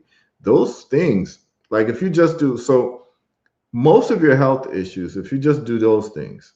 So in terms of diet, try to, eat a whole foods-based diet, which is the least chemicals possible based diet. Do time-based eating, which is have a window to eat every day. Like I don't eat, myself, I don't eat before noon. And a lot of times I don't eat before 2 p.m. And I try my best to shut it down by 6, 7 latest. That's my window to eat every day. It's like 2 to 6 p.m. We're in mango season, so sometimes I eat a little bit past that because I'm just in the mood to eat mangoes. But outside of mango season, I try to keep 2 to 6 p.m. That's what I do in terms of my eating window, right? Now, in terms of exercise, if you just do your squats and you do push-ups, you're kind of good to go. You can add bench press and all that other fly stuff. That's fine. And then you do your sprints. Try to do at least 4 back-to-back sprints, back-to-back sprints, and you'll feel great for the day. You can do walking as well. That's low intensity. But in terms of like getting yourself together, if you do that, the dietary thing that I told you about by eating whole foods, which is the least chemicalized foods possible within a 4 to 6 hour window every day, take olive leaf extract for anti-inflammatory purposes, take vitamin D and magnesium for your immune system, do push-ups, do squats, do sprinting. That package right there is going to get you back to your 21-year-old most fit self. I mean, just try it with me. Just try it. Try it. Just try it. Just try it for a month. What I'm saying, if everyone can get into that regimen for a month, I mean, we could all just do it together. I'm just telling you, this is what I do, but it's not that I'm necessarily sprinting every day like I used to, but I can definitely get back on that regimen. I think like get a group of people and accountability people and just do what I'm saying for 30 days. Time restricted eating to a 4-hour window if you can do that, particularly if you got extra weight on you. Do your push-ups, do your squats, and then take your olive leaf extract, take your vitamin D, take your magnesium along with that. And then report to me how you feel in 30 days. You're going to see changes in your body. You're going to see changes in your sleep. You're sleeping better. All of these things are going to happen because you're moving your body. You're restricting how much food you're eating because we're eating more than we need to, right? We're just engaged in gluttony and it's aging us. Like I've seen people I went to high school with and they look like they're in bad shape. People I went to school with, like they're in bad shape. We're all the same age and they just look terrible because they're aging so fast. They say that people are skipping this whole trend of reunions. that shit going out the window. Right, because people are ashamed of what they They're look not like now. right. They're not, the Facebook shit bad enough, right? Right. But then you got filters and whatnot. Right. They are not showing up to the reunions. Yep. They don't want to see people from the past. They're not interested. They're like, nah, I'm good. Yeah, I mean, it's real, man. Someone says Princess Fula. Big up Princess Fula. Greetings, Red Pillar and Heru. I started taking the vitamin D3 along with the magnesium, zinc, selenium supplements from Herbal Results, and has tremendously helped with my vitamin D deficiency. Yeah, it will. And I'll just tell you that I literally reverse engineered the vitamin D product we have at Herbal Results by testing myself first. And what I did was I took my vitamin D levels. I went to get a vitamin D test just down the street from me. You can get it at healthlabs.com. Put in your zip code. It'll give you the closest place that you can go. And I believe it was $49 for my vitamin D test. I test my vitamin D level. I took 1 dropper full, this is the bottle here. I took 1 dropper full for 30 days. And literally, Red Pill, I went back and got a test, just like any scientist would do. And my vitamin D level went up 100 points in 30 days. I can confirm that, and it's consistent with all my customers. So if you want your vitamin D levels to go up 100 points in 30 days, all you do is just get this $30 bottle from Herbal Results.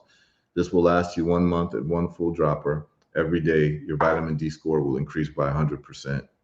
This is directly from the horse's mouth, because I've done the tests on myself. Okay.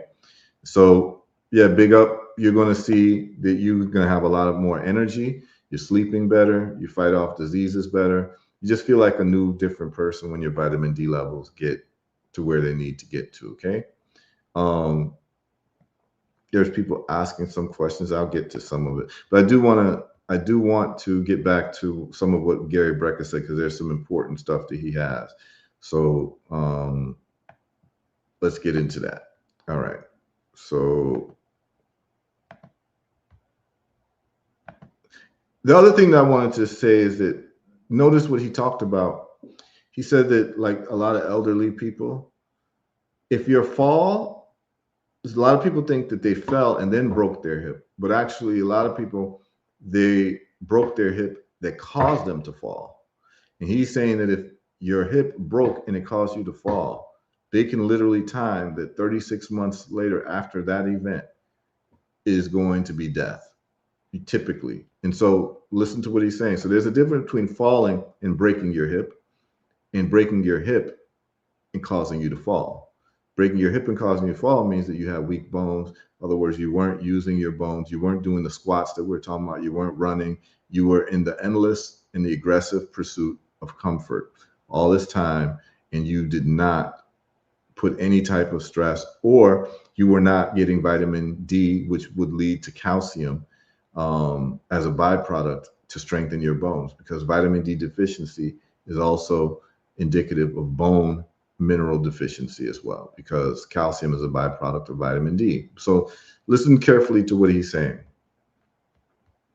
Blocks to go to church, 4 blocks over to the market, 4 blocks back home. I'm going to rewind it just a little bit. Grandma's standing at the kitchen sink doing dishes, and her femoral head cracks and she falls, and they go, "Oh my gosh, Grandma fell and broke her hip." No, she didn't. Her hip broke and then she fell. And so we have pursued comfort so aggressively that we become so frail that we can't even essentially protect ourselves. So those would be my big recommendations. Would be start a process. I mean, Sardinia, for example, in the blue zones in Sardinia, their life expectancy was directly related to the grade of the slope they walked up. The steeper the slope, the longer the life expectancy. No kidding. You got 93, 97-year-old men and women walking up 30+ degree slopes, 10 blocks to go to church, 4 blocks over to the market, 4 blocks back home. There's no such thing as elevators there. There's no such thing as assisted care living facilities. Assisted care living is mom and dad move back in with the kids until they pass away. And what does that do? It gives mom and dad a sense of purpose. Even if their only purpose is to go out to the garden and get vegetables for that night's dinner. Right? Or they make, dad's 105 years old and he's still making belts for the community. They have a purpose. They have actually some meaning. And so sense of purpose, mobility into later in life, and whole foods. That's what you get from the blue zones. We should adopt those philosophies here. Not be dogmatic about dieting, right? But eat whole foods. and move our ass, right? I mean, we regulate everything, right? Our air temperature, our lighting, our temperature in our car, the temperature in our office, the temperature in our home. If you want to make your house the surface of the sun at 1 o'clock in the morning, you can just turn all the lights on, right? I mean, it's very unnatural. We've gotten so far out of just the natural circadian rhythm of life. So when Jesse or Jessica was asking about, my tips for living a long life and improving your cognitive function, it would absolutely be mobility, whole foods, focus on sleep.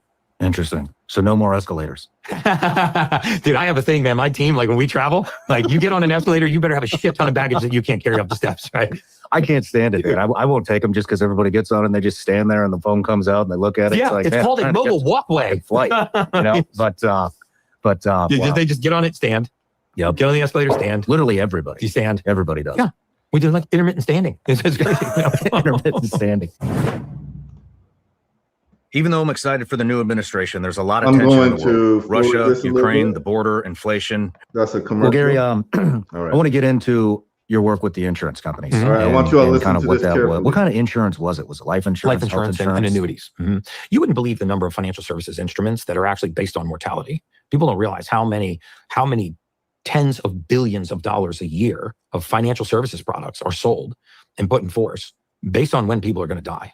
I mean, life insurance being the obvious, reverse mortgages, annuities. So an annuity, for example, is you write a check to the insurance company. They guarantee you an income stream for life. Well, what do you think they use to guarantee how long they're going to pay you? Your mortality. When a life insurance company puts 10 million or 25 million or 50 million or $1 million worth of risk on your life, only one thing matters. How many more months do you have left on Earth? So insurance companies don't care where you are on an actuarial curve, right? Everybody listening to this podcast is on one. If you're a 34-year-old male, you have a life expectancy of X. If you're a 51-year-old female, you have a life expectancy of Y. You go apply for a jumbo life insurance policy, which is the area that I worked in, above $10 million in face value.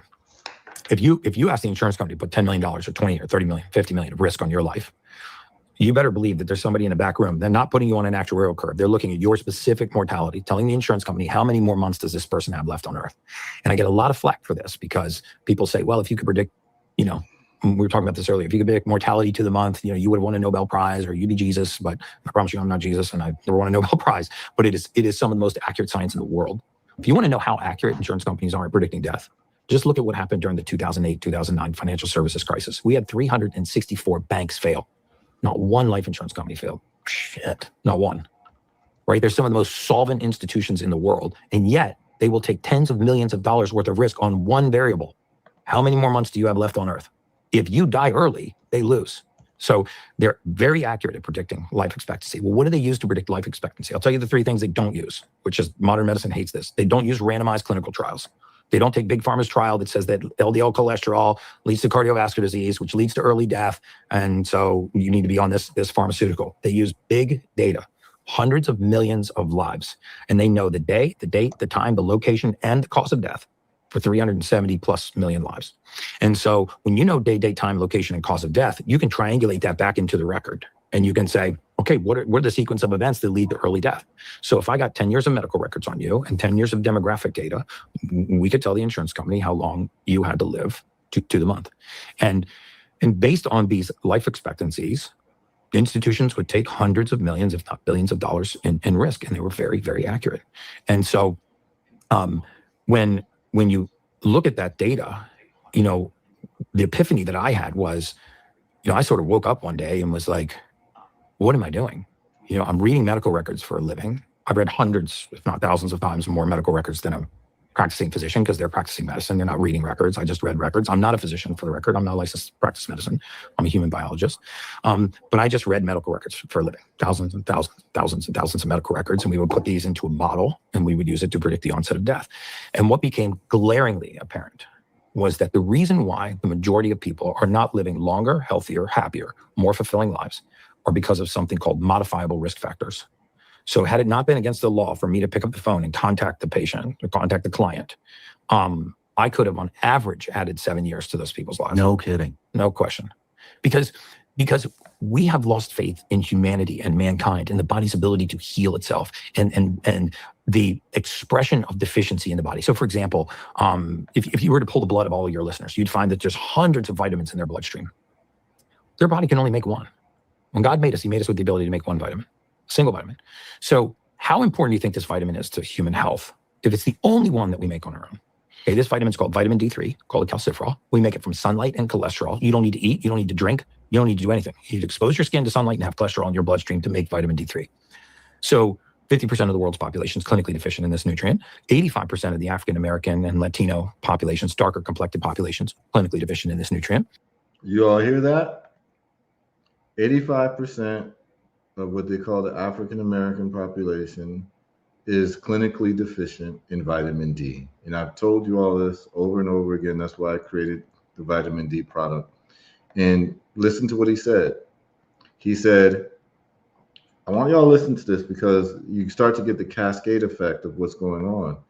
He told you all how vitamin D is made, and this is a fact. The vitamin D is made from sunlight hitting your skin and interacting with cholesterol, and then the cholesterol then becomes vitamin D, which is the main nutrient for the immune system to ward off diseases. It's really one of the main markers for human health.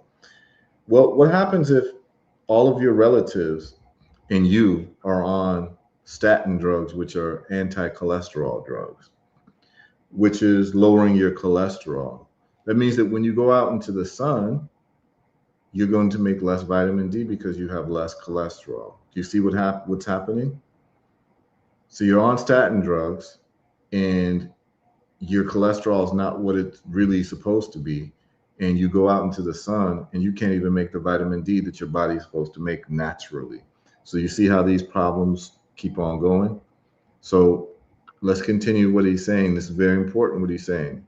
And I like to put in different voices because I don't want to be the only one saying these things, but I want to show you all that there are people who are on the same page and they're getting results because of the approach to health is going to be results based and not based on what the pharmaceutical companies are talking about. We want to look at these outcomes, and expertise should be based on outcomes and the quality of results and consistency of results, as opposed to people's titles or whatever they're associated with or what have you.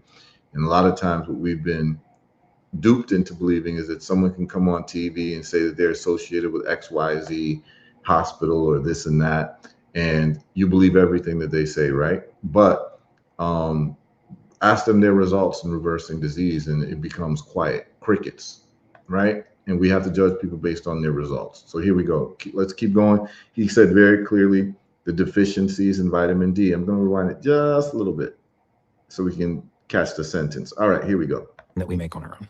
Okay, this vitamin's called vitamin D3, called calciferol. We make it from sunlight and cholesterol. You don't need to eat. You don't need to drink. You don't need to do anything. You need to expose your skin to sunlight and have cholesterol in your bloodstream to make vitamin D3.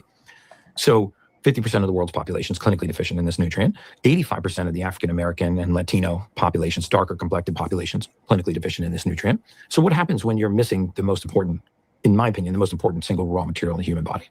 Well, vitamin D3 deficiency was the second leading cause of morbidity in COVID. Vitamin D3 deficiency is highly linked to brittle bone disease, osteopenia, osteoporosis, autoimmune conditions, also compromised immune systems. And so here's a nutrient that we make on our own. It's very easy to supplement with, by the way. And deficiency in this nutrient has all of these expressions of these different diseases. So, your listeners might not be aware that the number one killer of human beings in the world is cardiovascular disease. The number two killer of human beings in the world is cancer. The number three killer of human beings in the world is modern medicine. It's medical error. Number three? The number three killer of human beings. The third leading cause of death is medical error. I've told you all this over and over again, right? I just let other people say it so that you all can get reinforced in what I'm saying. He laid it out. Number one, heart disease. Number two would be cancer. And then number three is medical error or iatrogenics, death by doctor. So he's saying it freely on YouTube. And so I'm just replaying this for you all to be able to see it. Sean Edwards, you want to call in? I have pinned the link on my Facebook page. So you can go to my Facebook page and you'll see the pinned link for you to be able to call in. All right. All right. Let's keep going. If you want to look up the 2016 study, it was done by Harvard University. Just Google 2016 Harvard University study on medical error. It was repeated by Johns Hopkins, I think, in 2019, and it got worse, so they published the Harvard study. So what does this mean? It means that medical error is the third leading cause of death. And now, when you realize medical error is the third leading cause of death, it's like, wow, that's kind of shocking. Until you realize that it's the third leading cause of death in the industry designed to prevent death.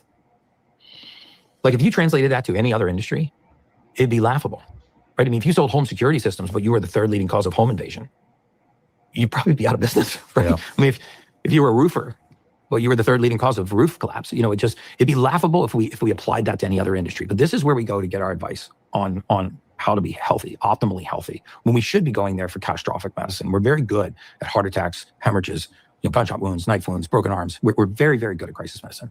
What we're not good at is keeping people healthy. And so just to take this one step further. So you have this nutrient, vitamin D3, which we get from sunlight and cholesterol. We've been totally taught to fear the sun, right? The truth is most of us are not getting enough sun. It's not we're getting too much sun. We're not getting enough sun. We've been taught to just absolutely shield ourselves from the sun. And what's interesting, if you actually overlay the incidence of skin cancer with the parabolic rise in the use of sunscreens, these are superimposable, right? Since 2018, 23 brands of sunscreen have been pulled from the market for directly causing skin cancer. And yet we've been taught to fear the sun. And so we don't get sunlight, our D3 drops. Like we developed sayings around this, like, don't go outside in the wintertime, you'll catch a cold. Okay, there's no such thing as catching a cold. First of all, that's a fallacy. Going outside in the wintertime is substantially safer than going outside in the summertime because there's a lot more pathogens in warm weather than there are in cold weather. There's not bacteria lying around the surface of a 15-degree handrail waiting to infect you. The reason why we associate cold with getting sick is because when it's cold, we layer up. When we layer up, we get less sun. When we get less sun, our D3 drops. When our D3 drops, our immune system's compromised. So, wow. Yeah. So wow. It's just the opposite. It's the antithetical way that we've been taught to think. What is this? How is this? Is this through marketing? Is that how we've been taught? If you think about it, yeah, absolutely. It's through marketing. A lot of this is fear-based marketing. I don't want to get cancer. So I'm going to put bisphenols and phthalates and all kinds of things on my skin to stop the sun from reaching my skin. But you got to realize your skin is not a barrier. It's a gateway. So if you put it on your skin, you should be prepared to eat it. I wouldn't put anything on your skin that you wouldn't eat. And so when you think about the amount of disruption that comes from chemicals just being on the skin, entering the bloodstream, it wreaks all kinds of havoc. But what I saw when I was at the insurance agent, when I was in the mortality space, was in the record, you would see this clinical deficiency in vitamin D3, long-term deficiencies in vitamin D3. You can see it in the blood. Eventually, these people will present with rheumatoid arthritis-like symptoms. So what happens when you have a clinical deficiency in vitamin D3 for a prolonged period of time? Well, your immune system's compromised, first of all. The second thing that happens is you start to develop rheumatoid arthritis-like symptoms. The soles of your feet are sore and achy when you get out of bed in the morning to walk to the bathroom and take your first pee. You wake up in the morning, you feel like you had a really hard workout the night before when you haven't. Your knees, your hips, your shoulders, and your low back start to ache constantly. Eventually, it's hard to even make a really tight fist. Well, if you go to the wrong primary care physician and you describe those symptoms, they're going to tell you that you have rheumatoid arthritis. Do you know how many thousands of times I saw diagnoses of chronic condition like rheumatoid arthritis with no testing, no RA factors, no blood work, no SED rates? They would just say, you know what, Sean, based on what you're telling me, you got rheumatoid arthritis. But don't worry, I'm going to put you on a corticosteroid. Okay? And then a corticosteroid, not steroid like muscles, a steroid for anti-inflammation like methotrexate or prednisone or methylprednisone. So now they put you on a steroid. The sad thing is for a period of time, it works. Pain goes away, right? But steroids, first they're anti-inflammatory, but then they eat your joint like a termite. So it was so predictable that we knew that 6 years and 1 day after you started taking corticosteroids, you were going to have a joint replacement. And as soon as you had a joint replacement, you were going to reduce your ability to be mobile. As your mobility reduced, I could bring in all the diseases that exacerbate with reduced mobility. So now you had a vitamin D3 deficiency, got diagnosed with a disease you didn't have, put on a medication that wasn't required. 6 years later, forced a surgery that was unnecessary. That surgery reduced your mobility. As your mobility dropped, all the diseases came from your future to your present. You succumbed to a disease you never would have had because of a condition that you did not have, because of medication that wasn't required, because of a simple nutrient deficiency. Holy shit. So did y'all hear that? This is very important. This is very important, and this is why I'm playing this podcast for you all, because this guy was basically in the insurance company, and they deal with actuarial science. The only way insurance company can make money, particularly life insurance, is they can accurately predict when their insured is going to die, because they need to know how many payments they're going to get from you, how many months of payments they're going to get from you, because they aggregate everyone's payments to have their pool of money to pay out when people die. So it's very important that they're able to predict when people are going to die. And so what they did was they can look at you and tell if you have a vitamin D3 deficiency They know that from that deficiency, 6 years out, you're going to get osteoporosis or some type of bone issue, which is going to require you to get on more medications that's going to then immobilize you. And then they can literally count from those months of being on that medication when you're going to die, almost to the day. Okay? This is what he's talking about. And this is, I need you all to understand this, is that the insurance companies are able to predict people's death just based on your nutrient deficiencies and the medications that you're taking. Okay? This is why I wanted to play this for you all. Okay? This is very important. So I'm going to play a little bit of that as we continue. I'm going to go a little bit back. So it was so predictable that we knew that 6 years and 1 day after you started taking corticosteroids, you were going to have a joint replacement. 6 years and as soon as you had a day. joint replacement, you were going to reduce your ability to be mobile. As your mobility reduced, I could bring in all the diseases that exacerbate with reduced mobility. So now you had a vitamin D3 deficiency, got diagnosed with a disease you didn't have, put on a medication that wasn't required. 6 years later, forced a surgery that was unnecessary. That surgery reduced your mobility. As your mobility dropped, all the diseases came from your future to your present. You succumbed to a disease you never would have had because of a condition that you did not have, because of a medication that wasn't required, because of a simple nutrient deficiency. Holy shit. So it's a snowball effect. It's a snowball effect. But had I been able to pick up the phone, I get goosebumps even just telling you the stories, but because I think about it a lot. Had I been able to just pick up the phone and call these people and say, hey, listen, I'm not a doctor. Stop taking the methotrexate. Take 5,000 IUs of vitamin D3 with 80 micrograms of K2. Wait 3 months. Then I could have a demonstrative impact on these people's lives. And so. See, but he couldn't do that. So he saw all these people with these problems, and these problems were really due to vitamin D3 insufficiency that was never identified and told them. So they were just rushed on these pharmaceuticals. He was seeing these people's files, and he just wanted to be able to call them and say, listen, just take vitamin D3 plus K2. But he couldn't do it because of the HIPAA laws. So he literally was able to look at people's files when he was working in an insurance company, and he'd be able to predict when people were going to die. And he wouldn't be able to call them to intervene to say, hey, man, just go to herbalresults.net and buy the vitamin D3 plus K2 and take that, and you're going to have your problem solved. But he couldn't do that. He literally would just watch people die based on their case files. Okay. And he says it gives him goosebumps to talk about. And that's why he got out of the insurance business. But we'll go a little further. Did not have because of medication that wasn't required, because of a simple nutrient deficiency. Holy shit. So it's a snowball effect. It's a snowball effect. But had I been able to pick up the phone, I get goosebumps even just telling you the stories, but because I think about it a lot. Had I been able to just pick up the phone and call these people and say, hey, listen, I'm not a doctor. Stop taking the methotrexate. Take 5,000 IUs of vitamin D3 with 80 micrograms of K2. Wait 3 months.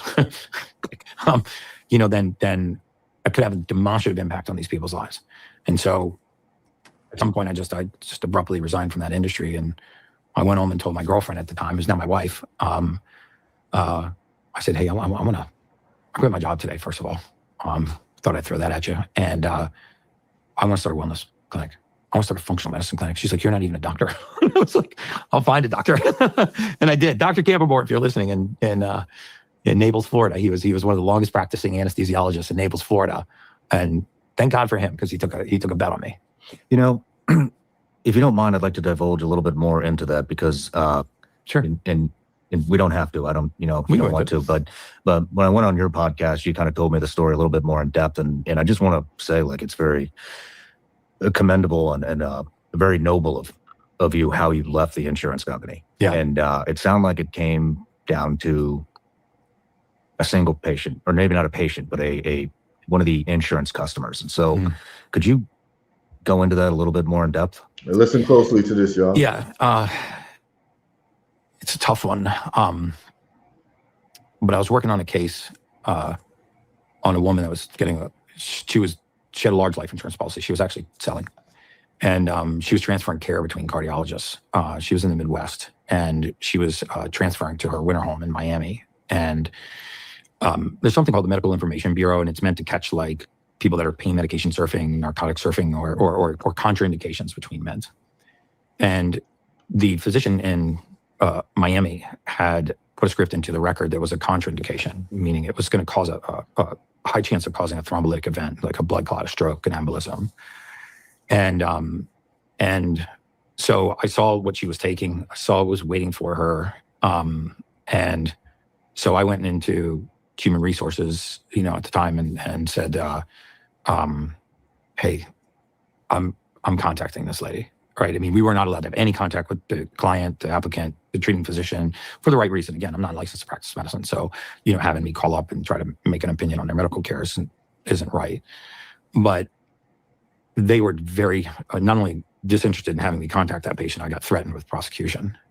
And so I knew at some point that this lady was going to get on a plane, go to her winter home. She was going to pick up that script, and she was going to have a thrombolytic event. So she was going to either have an embolism, blood clot, stroke, some kind of clotting event. And just the callousness with which I was told not to contact the patient and that I would be potentially prosecuted if I did. That was the final straw for me. That's really what forced my resignation. And I think about that lady a lot. I still to this day don't know what happened. I don't know if the physician caught it, but I also think about how many years I gave to that industry, and I was just so myopic. I was very selfish. I was just concerned about trying to be wealthy, and I was doing very well in that industry, so I had kind of a lot of accolades and things, but I was doing nothing in service for humanity. I had real knowledge on how to help people live healthier, happier, longer, more fulfilling lives. And I was just watching these train wrecks happen. It was like sitting behind a thick glass wall and just watching blind people walk into traffic. And when you read a certain number of medical records, you see these patterns start to emerge, and you're like, you could just start the record and you just knew exactly where the record was going to end. Like, oh, here comes the joint replacement. Oh, here comes they're on the beta blocker. There comes the blood thinner, and the next thing to follow is the antidepressant because of the cholesterol medication. And now they're on an SSRI, and there comes the suicidal ideations. There comes the therapy. Like you could just map out the consequences in the medical record and say, gosh, this person had a little bit of elevated level of LDL cholesterol. And then they got put on a statin. It started to drive the cholesterol down. Then the brain fog and the short-term recall and the cognitive function starts to decline. And then the depression starts to creep in. And now they're on an SSRI. And as they become less mobile, their hematocrit viscosity of their blood seems to go up. So then they're on the blood thinner, and the pressure starts to rise. And then they're on a beta blocker, an ACE inhibitor, a calcium channel blocker. And the next thing you know, it's just this massive chemical soup. Right, just trying to regulate all of these processes in the body, trying to regulate blood pressure over here and mood over here and blood viscosity over here and pain over here and cholesterol over here. And nobody's ever really studied the consequences of putting all of this into the same biome. We study things in isolation in medicine very often. Randomized clinical trials are isolated trials where we're only looking at one medication for one outcome in a control group, but we're actually not studying human beings or their cells and the environment that they exist, right? These cells exist in community. This is a very important point that he brings up. When they do clinical trials, it's for like one drug. But most people are taking 3, 4, 5, 10 drugs, right? And there's not really studies done for a soup of drugs that most people are taking and how that affects people. These drugs are studied in isolation. And this is a big point that he's making. So this is why this is a very important interview for those people who are actually able to extract the gems, because I see this every day. And the metaphor that he used of literally being behind a glass wall and watching blind people walk into traffic is exactly the customer base that I deal with when people send me emails and they say, I've got kidney failure, or I've got this, or I got that. I already know that there's certain drugs that they're taking, and the people are taking it blindly because they're not given informed consent and had no idea that the high blood pressure, their medication that they were taking, or any of these drugs actually has the side effect listed as kidney failure, right? So it's literally blind people walking into traffic. That's literally what it is. And so he's making some very good points. You can't take a cell out of the body, put it in a petri dish, look how it behaves in a lab, and then assume when you put that cell back into the body that it's going to behave the same way. Nothing is further from the truth. And this is why we run in these 20-year cycles where we do a randomized clinical trial, drug gets approved, we push the drug on the market. Then 10 years later, we realize we made a really grave mistake. We got hundreds of thousands of people dying from this drug. We got hundreds of thousands of people now addicted to this drug, and now they can't get the drug. So now they're on the street. Like they say that opiates is a rich man's addiction and heroin's a poor man's addiction. And it's very true. You know, a lot of people didn't wake up one day and decide they were going to be an addict. They woke up one day and wanted to feel normal. And in the search for normalcy, they developed an addiction. And now they're running from a low. They're not running towards a high. So and so I saw these cycles and I was like, this shit is all wrong. I mean, you know, if I could have just picked up the phone and called half of these people and said, you need to stop taking this, in my opinion, stop taking the corticosteroid, get off the statin, because we use big data. So there was a lot of popularity of marginally increased levels, for example, of LDL cholesterol, which has been vilified, in my opinion, wrongfully. You know, and if you had high levels of LDL cholesterol, you were automatically had this crazy high risk for cardiovascular disease. So we would smash the cholesterol down in these really low numbers. We put you on all kinds of cholesterol mitigating drugs. And what we would see, not infrequently, in nearly every case, is you would downstream, you would see the consequences of not having this compound in the body. Cholesterol, by the way, is made by the liver. 85% of the cholesterol in your blood is manufactured by the liver. It doesn't come from diet. Only 15% of the cholesterol in your blood comes from diet. And most people don't realize that cholesterol is not a fuel source. It's a construction material. We use it to build every cell wall, every cell membrane. We use it to make hormones. We use it to make vitamin D3. You make cholecalciferol from cholesterol. So when you drive this down, the majority of the brain is cholesterol. All of a sudden, you start to see cognitive impairment. You see erectile dysfunction. You see hormone dysregulation. Why? Because you make hormones from cholesterol. And yet we're linking it to cardiovascular disease, but there's no clinical evidence that it just seems to jump out of the bloodstream and magically stick to the arterial wall or magically pass through the arterial wall. It has to be called to that location. There has to be an inflammatory cycle. There has to be something that initiates its arrival. You know, cholesterol is kind of like the fireman. It shows up when there's a fire. It gets called to the site of inflammation. It didn't start the fire. So the notion that if we had fewer firemen, we'd have less fires doesn't make any sense. But that's what modern medicine would want you to believe, that if we had fewer firemen, we'd have fewer fires. That's not true. And so we found no correlation between elevated levels of LDL cholesterol and cardiovascular disease or early death. In fact, we found the opposite. We found in most of the centenarians, in fact, all the centenarian death claims that I processed, people living above age 100, without an exception in my career, they had clinically elevated levels of LDL cholesterol at the time of their death, because many of them died in nursing homes. We had blood work on them. So if people that had the highest cholesterol were living the longest, then why were we trying to push this compound down? Well, I mean, cholesterol medication is one of the most profitable pharmaceutical compounds, until the vaccine came along, one of the most profitable compounds to ever hit modern humanity. I mean, in the 50s and 60s, cholesterol levels were in the 260s. That was the optimal level of cholesterol. So if you were to ask me what's the optimal level of cholesterol today, 260. But what do lab results say? Well, LDL cholesterol shouldn't be above 99. As soon as it gets above 99, you get to 120, you're on statin. And now you're taking away one of the compounds that not only forms the brain, but reduces inflammation, which repairs damage in the body, which makes hormones, which makes cell walls and cell membranes and vitamin D3, and you're getting rid of it. Well, there's consequences to that. Right. So this is what I mean. It's like we've gotten so far away. We've created an industrial complex that is built on a profit center of disease. Type 2 diabetes in the United States is a $110 billion industry, $110 billion in profit a year from type 2 diabetes. So just imagine whether or not there's a meeting going on in some boardroom to put that industry out of business. There's not. Right? We want people to suffer over a prolonged period of time. We don't want you to die early. We want you to suffer for a prolonged period of time. And if you look at how pharmaceuticals have crept into the hamster wheel of society, and younger and younger and younger and younger ages now, we start on the hamster wheel of pharma.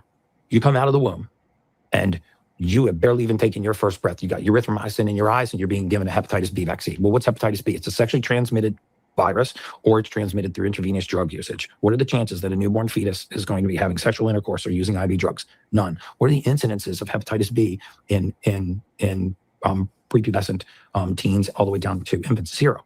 Unless the mother had it at birth, which because you can tissue type them. And I could give you hundreds of examples like this, but we have just bathed our cellular biology in a toxic soup. We are on the pharma bandwagon from the time we come out of the womb. I think there's 79 vaccines on the vaccine schedule now. This time in the 50s, there was 8. We have pandemics of autism, pandemics of chronic disease. We spend $4.5 trillion a year on healthcare, and we are the sickest, fattest, most disease-ridden nation on the planet. We lead the world, not only in medical care spending, but we lead the world in 6 major categories: infant mortality, maternal mortality, the lowest life expectancy at birth of any other civilized nation, the next 60 civilized nations. We lead the world in morbid obesity, type 2 diabetes, and multiple chronic disease in a single biome. And yet we spend $4.5 trillion a year on healthcare. 77%. By the way, I will put the links to any of these quotes that I say, because we're going to get hammered for this by the media. If I make any one of these statements, I'm going to give you the links. You can put it in the show notes. Thank you. Right from the Department of Defense, 77% of our military-age men and women cannot pass a simple physical exam to enter the military. 77%. That means 3/4 of our military-age population cannot serve in the military because they are not physically capable of entering military service and passing a basic exam. Wow. Why? I'm gonna stop there. This is an interview that I think everyone, should look at. It is the Sean Ryan Show, Gary Brecka, Brecka. Spend some time and listen to what he's saying, because he's saying a lot of gems in here, a lot of important information. There's a lot of information that I repeat on this show, that I've said on the show several times, but I like to give a wide range of different people's opinions, and to understand that those of us who are actually doing the work in reversing illnesses are actually on the same page when it comes to these things, right? So we have a brother calling in right now, brother Sean Edwards. You there, Sean? It looks like your camera went off. Okay, he's back. You there, Sean? Can you hear me, Sean? I don't think Sean can hear me. You there, Sean? Yeah, can you hear me, Sean? Okay, he's having problems, but yeah, this is what is going on, y'all. And there's a lot of gems. And so it's the Sean Ryan Show, and it is, let me see, episode 163. So y'all gonna want to check that out to look at the rest. And he says 75% of military age men and women in America cannot pass the military fitness test to even be admitted into the military armed forces. So it says a lot about the decline of an empire, right? You there, Sean? Yeah, I'm here. Yeah, what's up, bro? How you doing? You remember me? I'm on top of the world. Of course I remember you, man. How you feeling, bro? I'm good. How about yourself? I'm on top of the world, man. Always good to hear from you, man. I'm good. I'm good. Yeah, what's share some happening? information with you. Excuse me? Your mic is kind of your mic is kind of It's cracking. Hold on a second. Let me see if I can clear this up. Give me a second. How about now? That's better. That's better. I can make out what you're saying. What's going on, Brody? Look, so I was at your event when you were here in Richmond. Yes, you came to the Richmond lecture that was done about maybe 4 weeks ago. Yeah, about 4 weeks ago. So I told you then my lab results, because I told you they had diagnosed me with kidney failure, right? Yeah, chronic kidney disease. Yeah. So just last Monday, I was scheduled to see endocrinologist for my type 2. You were scheduled to see what, an endocrinologist? Is that what you said? Yes, for type 2 diabetes. Type 2 diabetes, yeah. Your mic is breaking up, so I'm trying to hear what you're saying, and then I'm trying to reinterpret it back to the audience. Hold on a minute. Is it still cracking? What do you think? That's a little bit better. So you went in to see your doctor for type 2 diabetes. Yeah, it was all part of my protocol for the CKD. So they needed some updated results as far as my A1C was concerned. Someone's saying to take off your Wi-Fi, and that might make your All right. Yeah, they're saying just take off your Wi-Fi, and that might make it a little bit better in terms of the sound. Let's see if it works. Right now I'm on the mobile network. It's still high sound now. Yeah, it's still staticky, but I'm gonna try to make out what you're saying and then repeat it back to people. So you went to go see your doctor for type 2 diabetes. So the last result they got was back in. It was right before I spoke to you 4 weeks ago. Back in February, like February 13th. February? Yeah, February 13th. I had the blood, got my blood work done. Mm-hmm. And around that time, I was still on the medication. Okay, what medication were you taking for diabetes? Was it metformin, Majoro, I was on Majoro, Monjaro? Okay, on lisinopril, lisinopril, rovastatin, provastatin. Okay, rovastatin. rovastatin. Yeah, so that's a. Yeah. So let me just break down what you were taking. So they gave him a statin lowering drug, rovastatin. They gave him lisinopril, which is for high blood pressure, typically, and that's an ACE inhibitor. And then he was put on Monjaro, which they give people for diabetes. So they gave him those three cocktails. Okay. They put me on my nephrologist put me on like a, it was like a basically like a calcium supplement. Okay. What they call it, calcium. And got my lab results around February 13th. My Mm-hmm. A1C at the time was 13.2. Okay. So he's saying his A1C in February was 13.2. What does this mean for the people who don't know? So anything 5.7 below is seen as healthy. Anything between 5.8 and 6.4 is seen as 6.3 is seen as pre-diabetic. 6.4 and up is seen as being diabetic. This brother had more than double the score for the threshold. So 13 point, what was it? 13 point what? 13.2 with an average glucose level of 334.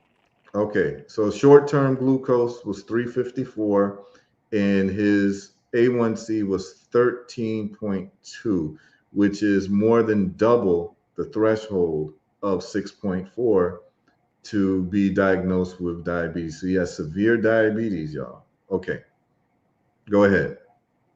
So so fast forward, um, when I talked to you, that was around when I talked to you last on the last show, that was April 13th, and you and I discussed the Yeah, medication you that I'm called on. in, what was April when you called in? Yeah, it was like, Yeah. in fact, I got it in my log. It was April 13th. April 13th is when you called. Yeah, I remember you Yeah, calling into the show. yeah, Mm-hmm. started April 13th. And so, we had discussed about getting all the medicine. That day, Mm-hmm. I stopped taking all the medication. Okay, that day you stopped the Yeah, pharmaceutical.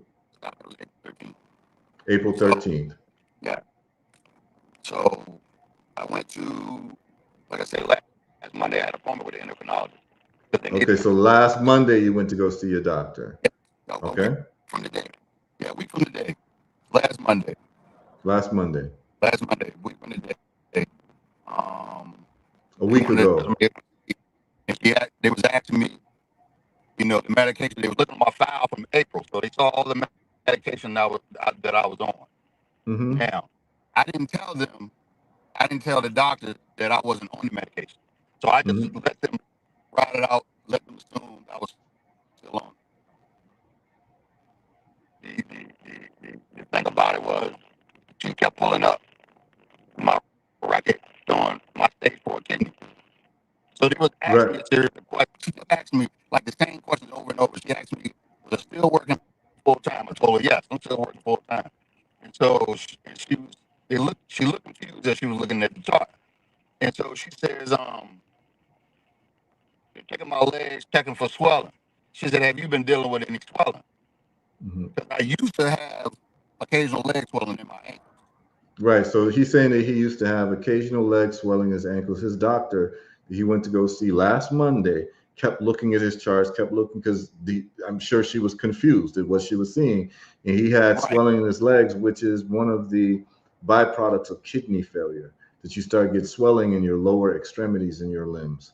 And he used to have that and he no longer had it. And she couldn't understand what's going on. And this happens repeatedly with the people I deal with who do our protocol. So I think I know where the story's going, but keep on going. Right. So they was filling on my side. She asked me was I having any like aches or pains. I told her no. She said, "Well, full time, she said, "Are you feeling any fatigue?" I told her, I said, "No.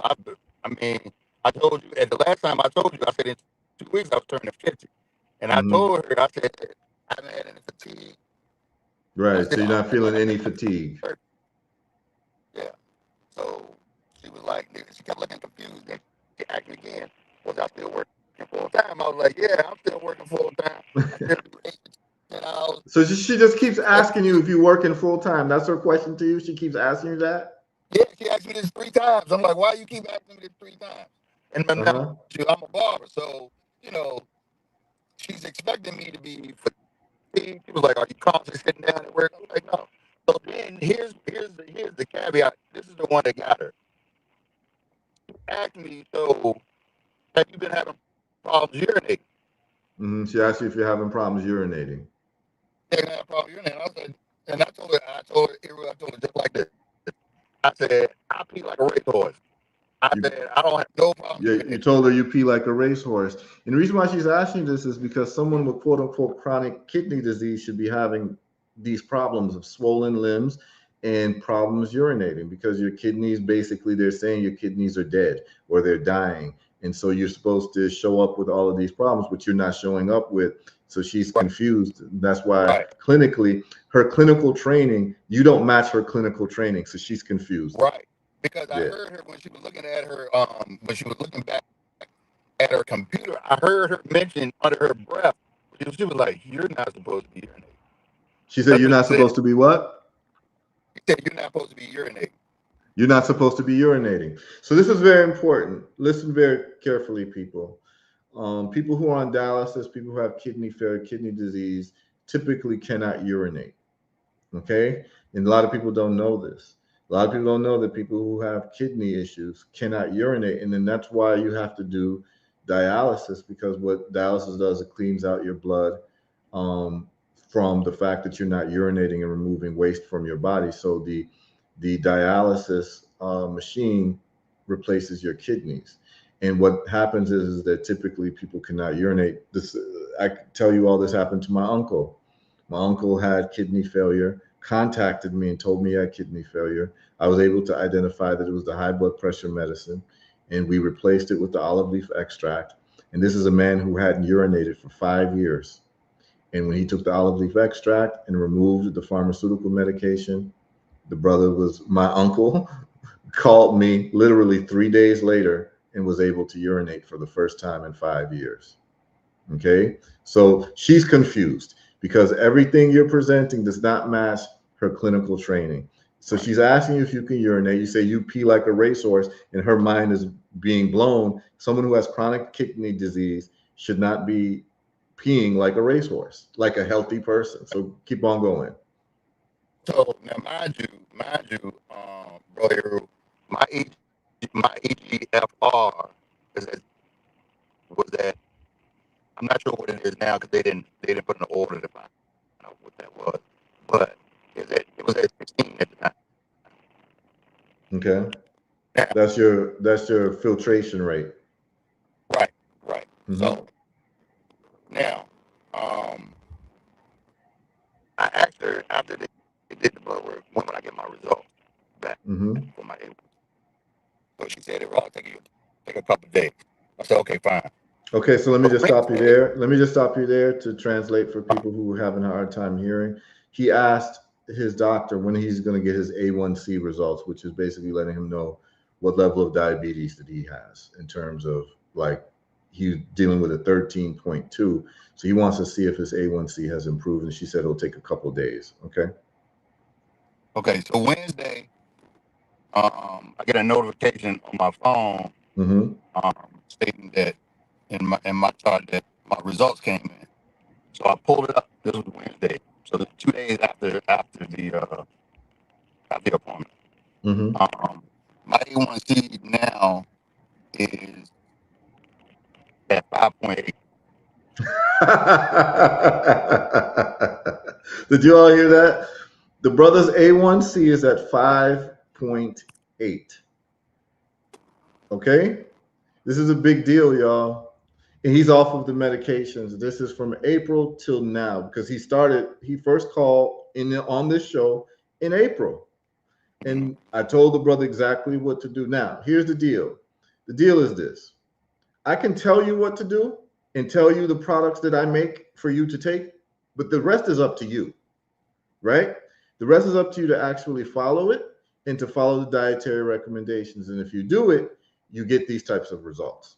And so I know the brother's calling. I could already tell he had good news because when he called, I could see he had a smile on his face. So I knew I was going to hear something, which I usually hear in terms of people reversing their illnesses. And so now we have in front of you all right now, the people watching, a brother who's a listener, watcher on the show who had diabetes, high blood pressure, and kidney failure, now being able to urinate, no swelling, A1C has now gone to a healthy level. His is 5.8. I already told y'all that 5.7 and down is seen as healthy. He is 0.1 away from being non-diabetic completely.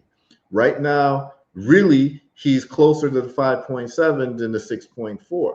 So I would say within a few days, he'll probably be down to 5.7 or lower. And definitely by the time you go again for your next checkup, you will be below 5.7. But 5.7, 5.8, essentially your diabetes has been eradicated.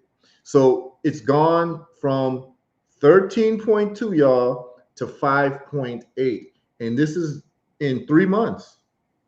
3 months. Okay? 3 months. And if it's done for this brother, it can be done for you too. And the point of the matter is that the brother listened, he came to the lectures, and this is the deal. He was explained why he had diabetes. He understood what insulin is. Once it was explained to him, and I was able to explain this to him like an adult, he was able to then use his brain to understand all the things he was doing that was feeding his problem. And now he discontinued those things and he's getting the results now. And he's going to be able to have a greater quality of life where he's not going to have to go on dialysis because he can urinate on his own. His filtration rate is good. And we're going to start seeing his doctors be more and more confused as to how the hell this guy is getting a turnaround when they don't see it in all their other patients. I'm sure your conversation with your doctor is going to be very interesting. But you can continue, Sean. And not to mention my glucose, my average glucose level since April, because that was on the chart as well, is 123. Okay, so his average glucose, which is a short-term glucose, is 123, and anything 130 and lower is seen as healthy. That's the short-term glucose. This is somebody with what was your average number? 300 what? It was 334 in February. 334, and now his average glucose has been cut by more than half. It's under 130, which is really the number you want to look at. That's the short-term glucose. Any of these tests that he be taking, 5.8 A1C, 123 glucose, that's a healthy person's numbers. Yeah. Literally, that's a healthy person's numbers. Now, keep on talking. Just keep on talking, bro. All right, listen, so now mind you, I put my wife on the protocol too. Now my wife been on it. I've been on it a few weeks longer than she has. Mm-hmm. And so she's taking everything that I'm taking. Because I remember you told me to take the olive 3 times a day, so I've been taking it 3 times So a day. you've been taking the olive leaf extract 3 times a day. What else you been doing? The vitamin D. Vitamin D3 plus K2. And the The magnesium, zinc, and selenium. 4 droplets. Yes. Like 4 droplets is what, 50,000. 50,000. So I take that, take a 4 droplet every day. And the magnesium twice a day. Right, and you take the magnesium twice a day. And also, because my wife got on, I told her, I'm also, to add this, I think I told you last time, I was down close to 60 pounds. Now I'm down 70 pounds. Okay, so the brother has lost, so since April, you've lost 70 pounds. Well, since December. Since December, you've lost. So in the last 7 months, you've lost 70 pounds, an average of Yes. 10 pounds a month. Yes. In December, That's well, excellent. it was funny. So I went to the week before last. I went to the doctor with my wife, and she got on the scale, and I turned around. And I said, "Well, let me get on the scale." She said, "Boy, get off the scale." Thank you. I said, "I just want to see what my weight was at." So I was at two. I was at 257. Now, mind you, in December I was at 308. You were at 308 in December, and you're at Yeah. 257 now. Right, I was at 257, and I was mad. She said, "What are you mad about?" I was like, I don't like the way I feel at 257. So I told her, I said, I'm gonna do what Brother Heru told me to do about the fasting. So I went on a 3-day fast, nothing So but you lime did a water. 3-day water fast. I did a 3-day water fast. So Monday, that was a week before. That was a week before last week. So we was so Monday, I went in and got on the scale at my appointment. I was at 244. 244. So between then, so 257 to 244, that is 13 pounds. Yeah. Now, let me tell you what's funny. Get ready for this. Every time I do a 3-day water fast, actually 3 to 4-day water fast, I'll do usually every 3 months, I'll do it. Every time I'm finished with the fast, so the first 36 hours, I lose 5 pounds like clockwork. And by the end of my fast, by 100 hours, or whether it's 3 days, so 4 days is 98 hours, and 72 hours is 3 days. It's either 3 or 4 days. I lose 13 pounds, just like you did. At the end of my water fast, I always lose 13 pounds, just like you did. So this is like clockwork, man. Right. And then I can know, because like sometimes, and like now, I think with the olive being so much in my system, even when I eat, let's say I mess around, I eat a slice of cake or something, and then usually Yeah. I'm doing intermittent fast during the week anyway. Okay, so every now and So, then, he's saying every now and then he'll slip up, maybe eat a slice of cake, but then he'll it's get not right like, back on it. every day is constant. Right. It's not every day like it might have been. Yeah. And then all of whatever I ate wasn't even 15 minutes. That thing was like, it was like flushing me out. Like, Okay, so you'll take the olive leaf and it'll just flush you out afterwards. That's very good, I'll take the man. olive before, and then turn around and eat something like anything with like maybe a high sugar content. It don't stay in me at all. Right. It don't Okay. stay in me at all. Okay. That's great, man. How tall are you? 5'9". 5'9"? Yeah. So 5'9" at 327 is crazy work, man. Like you were holding a lot of weight on you at 5'9", Yeah, like 327. 5'9", 5'9.5". Yeah. Yeah. The fact 70 pounds off of a 5'9" frame is very serious, man. You've prolonged your life tremendously because here's the deal, y'all. Old age selects against obesity. What I mean by that is that you don't see many 70, 80-year-old people who are obese. The reason is because they die before they hit that age. Old age selects against obesity. So you see people who are 90, 100 years old, they're usually very thin. And what it is because obesity does not creep into old age. You won't see it. So the fact that you've lost 70 pounds and at 5'9", you keep doing this with the intermittent fasting and the time-based eating, and like every 3 months you do a 3-day water fast, I would say by this time next year, you probably will be down to 170. Okay.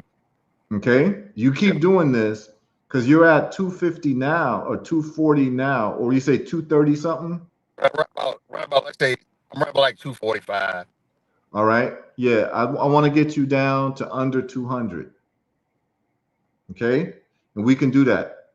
You just keep doing what you're doing, and 5'9", we really want to get you to 180, and we can do that within a year if you just keep doing what you're doing. Because right now your pace is 10 pounds a month that you're losing.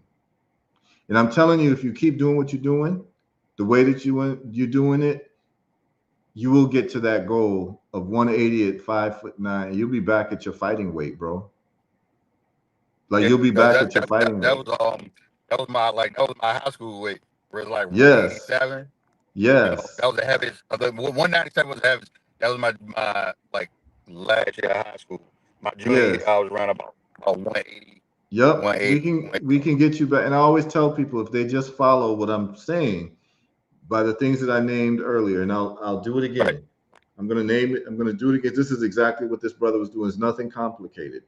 Number one, time restricted eating. You take a time window every day that you eat.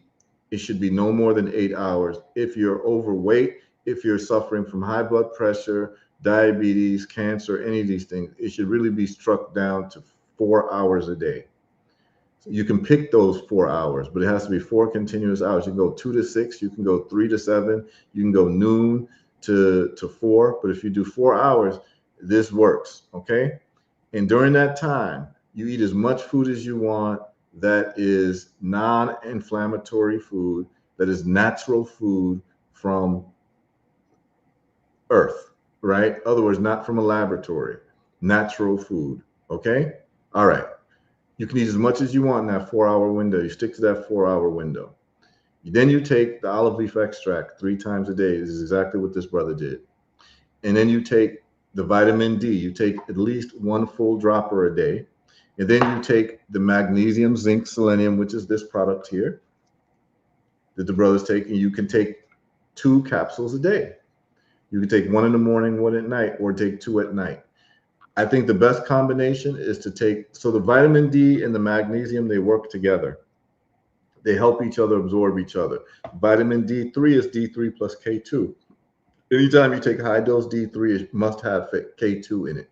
K2 is a transporter of excess calcium directly to the bones. Magnesium helps vitamin D absorb, and vitamin D helps magnesium absorb. And most people are deficient in vitamin D and magnesium. Magnesium plays a role in insulin sensitivity. It plays a role in lowering blood pressure as well.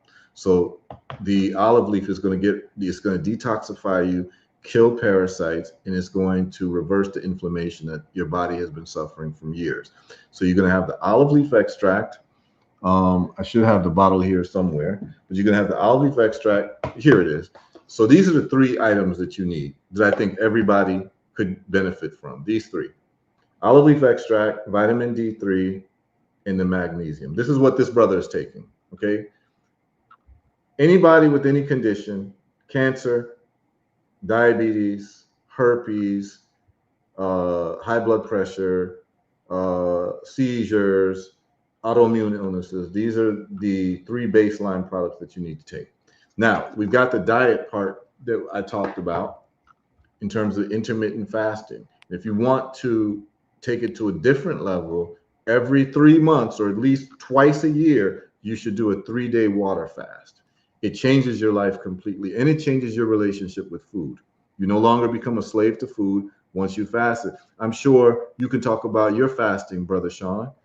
Like, it's a mental process, but conquering it makes you have a whole different relationship with food. So you want to talk about that a little bit? You get better discipline too. It helps me as far as from the mental standpoint, from just having mental clarity. That's another thing too. I noticed by taking the protocol too. My mentality has been a lot sharper, been a lot clearer. Not as cloudy. Mm-hmm. I used to go to bed like with these racing thoughts. And I remember Right. Your last thoughts. we had a conversation. You told me too that little Central, what was causing that too, as far as like nightmares and clutter, foggy. You almost Yes. feel The like sometimes lisinopril. hitting the Yes. wall. Because Yeah. Brain fog. I had another friend of mine. He was taking lisinopril. He said he was having the same symptoms I was having Mm-hmm. from lisinopril. And then Yep. let me add this. I'll tell you this. Going back to my wife, she went and got all her results too. So now, mind you, she's only been taking, because she said that the olive oil was real strong. So she's been taking a capful a day.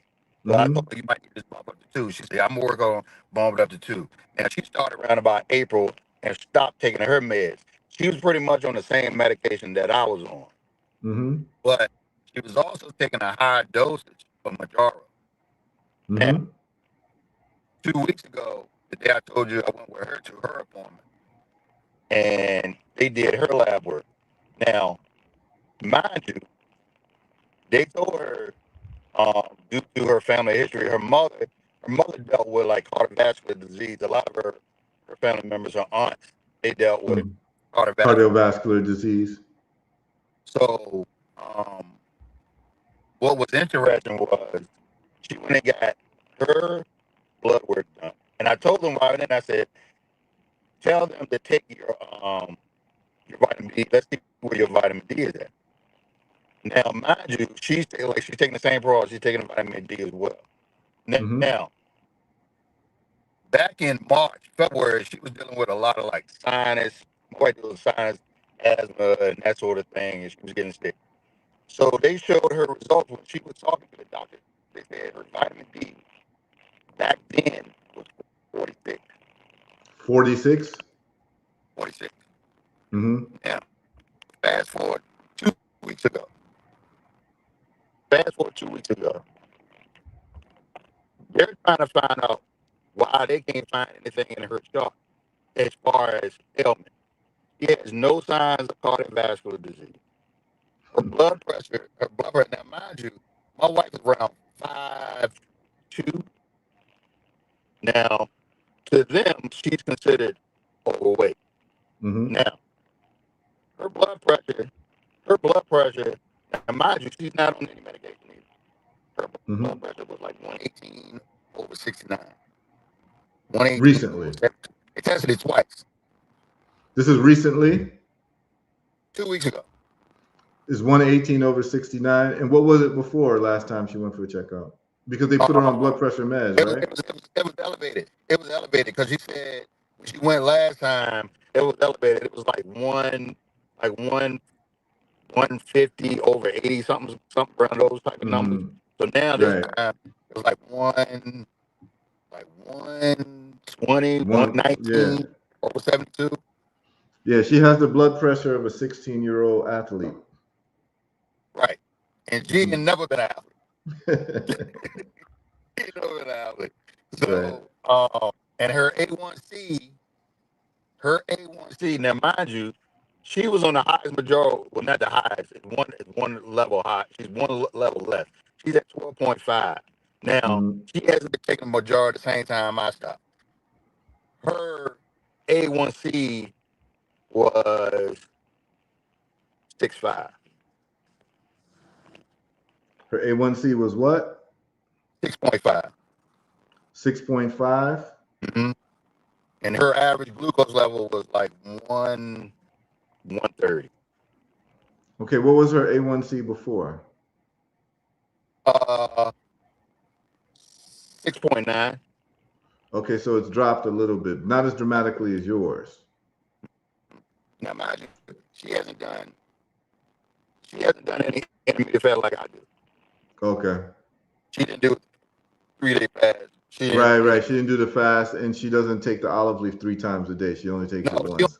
She don't take all of it because she talking about it was so strong. She said she can only Right. down like 1 calorie a day. I was like, all right, Got we'll try it. to bump it to 2. You know what I mean? Got it. Try to bump her to 2. Yeah. Because we want to get her number as close to 5.7 as possible. Now, the other problem was, which you're able to show that is able to be done. Yeah, go ahead. yeah, she because she got a little upset at me the other day because she said, how in the world is your A1C lower than mine? Well, because you're doing the protocol more seriously than she is. That's why. And that's what I told her. And I tried to tell her. I was like, but if you start working on the protocol, your numbers will be just like mine. Then Yep. here's the catch. And I told her it was going to happen. And they sent her a message the very next day. And I said, what is your vitamin D level now?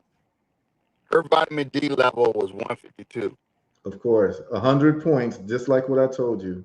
Right. And they sent a message in the chart the very next day, said that They they said want it's too high. it's too high. That's Yeah. what the note said in her chart. Yep. Said it was too high. Yeah. I And said, so well, here's let's what. too high. Yeah. So here's the deal. Too high. They're trained that anything above 100 is too high. Mm-hmm. But really the magic number is 150 based on the studies that I have. But they're going to tell you it's too high, and they're going to tell you the risk is hypercalcemia, too much calcium. Yes. But you're That's not what going it to was. have that. You're not going to have that if you have vitamin K2 along with your D3. It's actually extremely rare, but you won't have it if you have it with the K2. Now, here's the deal. The way that you confirm this, and I don't know what these people are doing, is check her calcium levels. Yeah. And the calcium levels are going to be normal. You see Yeah, what I'm saying? So everything there, was on. yes, the calcium levels are normal. So why are you saying that there's a risk for hypercalcemia? See what I'm saying? Like you can actually prove it by just testing the calcium Right. levels. And I have like my vitamin D3 level is 300, but my calcium's normal. They put it in my chart. I just so happen. I said, let me check because I looked at my chart to see what my vitamin was pretty. Mhm. Mine was pretty. I'll put like this. And in April, well, February, April, mine was like at 102. Right now, Mhm. mine's 200. Yeah. And I don't never get it. No, you're not going to, because your immune system is prime now. Your immune Right. system is prime. And I just tell people the magic number is 150. They Yeah. want to keep you at 100 Yeah. or lower. They want to keep you lower. Really, they want to keep you at 50. But what happens is that's not the level you need to reverse diseases. Right. So the vitamin D levels that they're telling you that they're normalizing for people is for rickets. It's Mhm. not for your immune system. It's for rickets, which is the lowest number that you need to stop having this bone problem of rickets. But for optimization of your immune system, the number is 150. Yeah. I'll say it over and over to people, so this is clear. I mean, my vitamin D levels are high, and I don't get sick either, and I have all types of energy. I just feel like a different person, man. And then with the magnesium as well. So it's real out there. Like a lot of these problems are seriously just nutrient deficiencies. And like vitamin B deficiency as well. Like there's a lot of people who are insulin resistant who have diabetes, and it's really because they're magnesium deficient or vitamin B deficient. So I've got people, I was even one of the people, I can share this with you all, some years ago. Do you know that I couldn't eat mangoes without getting sick? Because I was insulin resistant and my body was not able to process sugars from any source very well at all. As a matter of fact, the men on my father's side of my family, about 80% tend to die from diabetes. So I believe genetically, the men in my family have weak pancreases and livers. And so with me, I had to cut out sugar very early in my life because I was pre-diabetic. So I know what it feels like to be diabetic, because you got to urinate all the time, and every urination that you got to do is like the most important urination that you got to do. And I'm talking about like sometimes like 3 times in an hour. You feel like you got to urinate, and you get tingling in your feet, in your hands. You get headaches. You want to sleep all the time. Your gums start to bleed. I know what it's like to be diabetic because I have it in my family, and I was pre-diabetic myself. Come to find out, when I start taking the olive leaf, I'm able to eat mangoes or sweet fruits. When I added the magnesium, it's like the problem went away. So then you can also add vitamin B, methylated vitamin B, which I'll probably make a vitamin B product for herbal results sometime soon. But those are like kind of like the essentials. And another mineral that you would need for diabetes would be chromium as well. So some people are just chromium deficient, or but the majority of people are magnesium deficient. And if you solve that problem, you're able. So like right now, I can share with y'all, like I'm eating mangoes like crazy, and I get no bad effects. Like look at this. You see this mango here? See how big it is? So it's deep mango season in Florida, y'all. And this is called a Lancetilla mango or Lancetilla mango. And it's about 5 pounds. and it's as big as a human head. I just got these yesterday from a neighbor of mine down the street. Uh, Big up Ethan, that's his name, right? Down the street, he has a tree that has these large mangoes, man. So I can eat these mangoes all day long and I don't get any of the diabetic side effects. My blood sugar doesn't go crazy. It's because I solved for my problem with the olive leaf extract, vitamin D3, and the magnesium. It solved my problem. No insulin necessary, no metformin, no Manjaro. A lot of this stuff is just deficiencies, man. You make a little change to your diet so you become metabolically efficient, and that's it, man. Um, but yeah, I'm proud of I'm proud of you, bro. I'm proud of the results that you got because you've been on it. You know you one of those brothers who you've been on it and you've been quietly doing it, and the results speak for themselves. And you spread the knowledge to your wife, so now she's getting healthier, and she's seeing your results, and she's saying, "I can't believe your numbers are better than mine." And she can see it's a direct reflection of how seriously you took the protocol. So enough respect to you. Salute to you. Keep spreading the word because we want to be able to save our people one by one. And you coming to me with chronic kidney disease, I already knew you had diabetes or high blood pressure. You were on those medications, and that was affecting you. And now you're urinating, like you say, like a horse. You don't have the swelling, you don't have any of the problems. You're feeling great. You're losing weight, and I see it in your skin. Like I could see it in your skin. Like you just look healthier than the last time I saw you, bro. Yeah. And one of my coworkers, she said the same thing because I got her. I got her on the hold on one second. Oh, you got your coworker.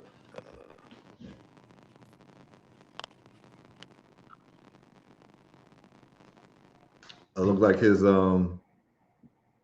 thing went out. Brother Red Pill, would you like to comment on what you've seen in this conversation with the diabetes kidney failure reversal? Miraculous. The brother Alley Boy, famous rapper out of Atlanta, part of the duct tape empire, Big Bank, the Trouble. These are like, you know, street rappers out of Atlanta. He just made transition yesterday from the kidney failure.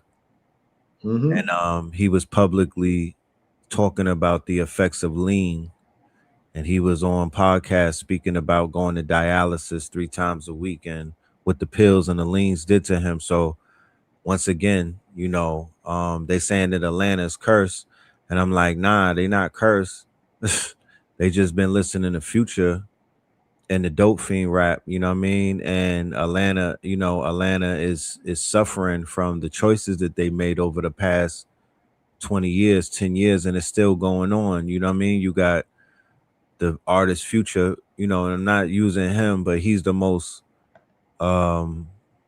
significant. He's the most pedestal. He was at FIFA. You know what I'm saying? Like they had him doing FIFA songs, but he's been pushing Molly Percocets on the people and whatnot. And he's been championing the deaf culture. And I'm sure that the pharmaceutical companies like Big Pharma have a big interest in these artists. They're actually probably secretly funding them and whatnot. And like the good brother is a perfect example of what it's gonna take. You know what I'm saying? In places like Memphis, like Texas, you know what I'm saying, like Atlanta, these are the lean empires, like Chicago, and now in New York, like New York, you know what I mean? Youth culture through like Black Twitter, children, you know what I'm saying, coming up, and they're being um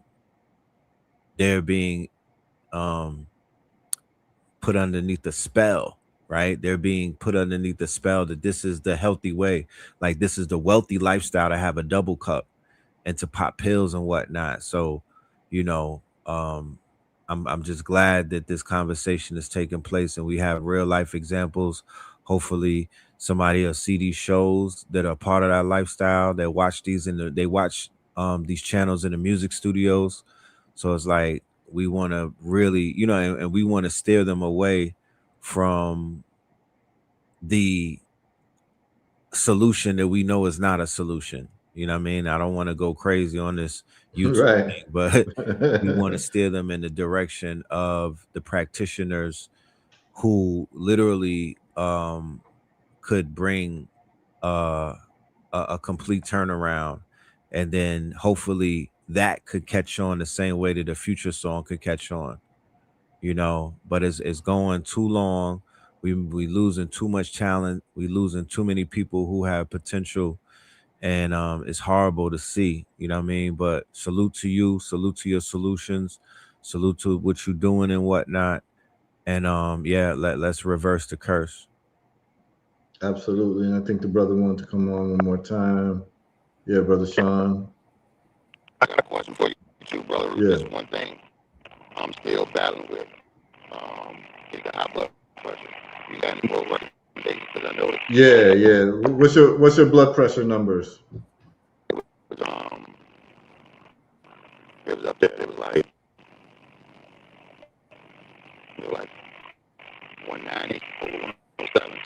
Yeah, that's high. So what I want you to do is I want you to add the Moringa Lantro Hey, you know to the what? mix. I got the bag. You got the bag? Okay. Good. Start taking that. I can't hear you. We can't hear you. The mic is really, really bad, so it's really hard to hear you, bro. Hold on. Hold on now. So you want to take the Moringa Lantro, take a teaspoon once or twice a day with unsweetened coconut milk, and just heat up the coconut milk and put the Moringa Lantro in it, mix it, and drink it down. And then test your blood pressure in a few days, and it should be lowered. So 1 teaspoon of the moringa. 1 teaspoon, yes, with coconut milk. It needs the coconut milk because it's a healthy fat. And you heat up the coconut milk. Make sure it's unsweetened coconut milk, and mix a teaspoon in. You can do more than a teaspoon, but at least a teaspoon in half a cup of coconut milk. Heat it up, mix it in, and then drink it down. Keep the regimen that you're doing, and we should start seeing a drop in your blood pressure. Okay? She was trying to put me back on lisinopril. Yeah, they want to put you back on the lisinopril. Yeah. So just try what I'm saying. Try what I'm saying first, and then right. So try what I'm saying first, and give it a week or so, and then let me know how you're doing. Hit me up on the website and just let me know if your numbers went down. If they didn't, we'll try some different approaches, because you've got the diabetes problem solved. You've got the weight problem solved because you lost 70 pounds in 7 months. Where you've got the kidney problem because you're urinating, so that's solved. And then we're going to solve the high blood pressure issue. And that'll be really the last issue you need to solve.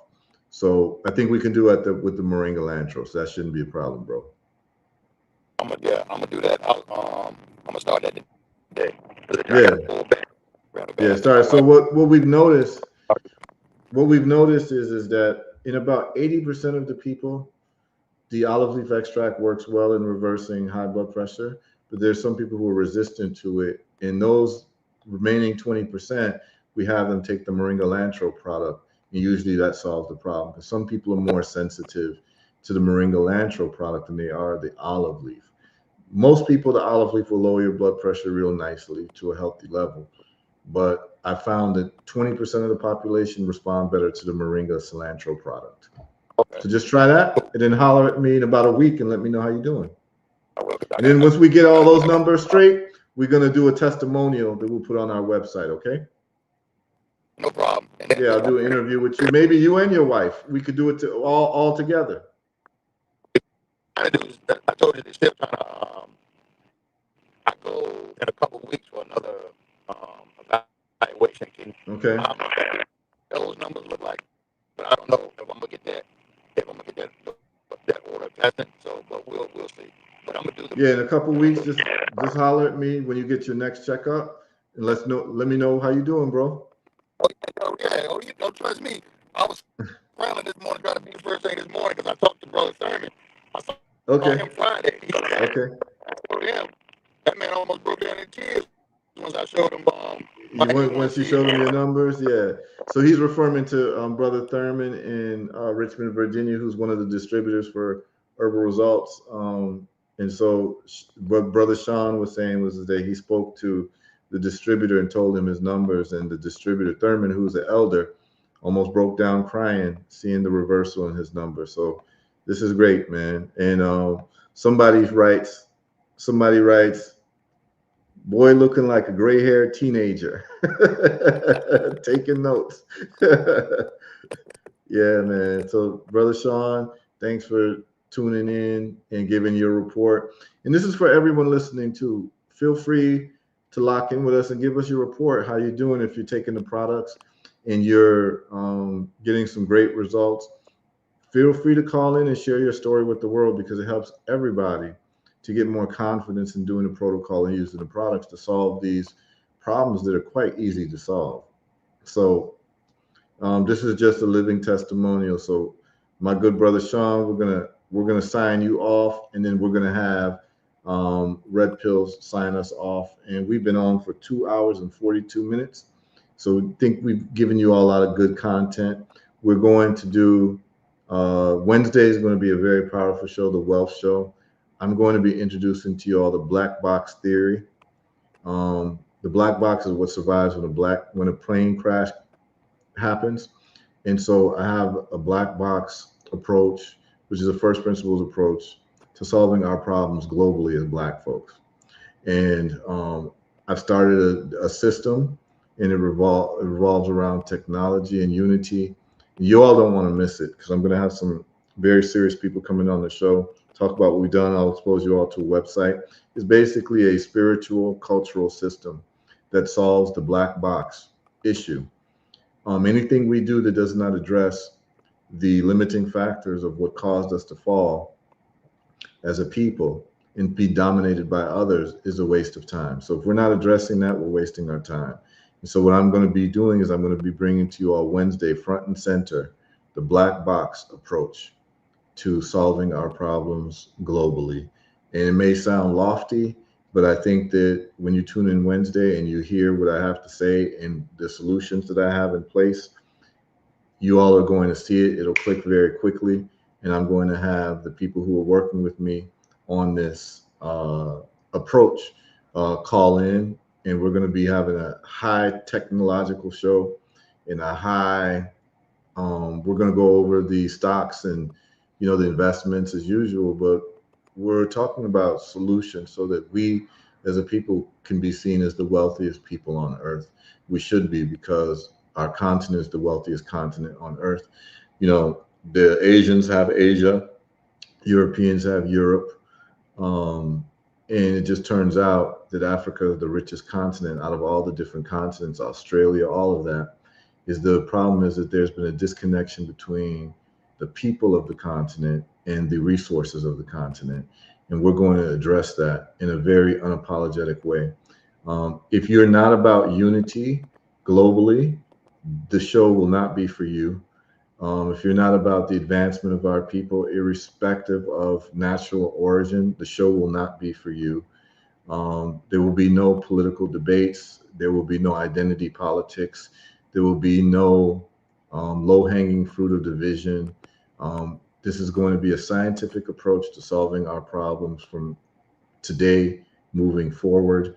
It sounds lofty. It might sound a bit exaggerated, but trust me, it's not. Tune in on Wednesday, and I'm going to go over everything with you all. I'm going to show you the website and the approach that we're going to use. We don't need 100% of our people involved. We just need a minority of people who are going to move the needle, and that's what we're going to do. So on Wednesday, be prepared for the show. It's going to be a very powerful show on Wednesday. Today, we had living testimonial of diabetes, kidney reversal, and weight loss. And we're going to be doing this every week. I actually have a couple cancer reversals that some people want to come and talk, and we're going to have them on as well. So to my brother who's looking like a gray-haired teenager, salute to you. And let me know how you're doing next week in terms of the blood pressure numbers. And will. also let me know how you're doing with your latest checkup, man. Proud of your results and enough respect for you sticking with the program and getting this type of health rejuvenation that you got, man. We hope to see you live to be 100, bro. Yes, sir. Appreciate you. All right. Bless. Brother Red Pill, why don't you close us out? Family, this has been another powerful episode of Healthy Results Mondays. As you can see, the proof is in the pudding. Please take full advantage of the opportunities that are presented before you. Health is truly wealth. It is screaming from the rooftops. I don't want to be preachy and whatnot, but we know what we know and we see what we see. Right now, the window is open. We are in an alignment that is a once in a lifetime alignment, and I want everybody to take full advantage of it. It's called Bar Boats Basket, and we talked about it on our show last night. We're going to continue to talk about it today. The window is open until the 21st. You know what I mean? So this is now time to just make changes. You know what I'm saying? Conscious changes. You don't have to do any type of miracles. You just got to get up and move, like we were talking about earlier and whatnot. Just move. You know what I mean? I'm about to go walking right now. I'm about to get out the house and just go walk. I don't know where my feet finna take me, but I'm gonna finna walk. I'm gonna go jog. I'm gonna do some Yes, sir. push-ups in the park. I'm gonna Yes, sir. breathe. You know what I mean? Absolutely. I'm gonna And stretch.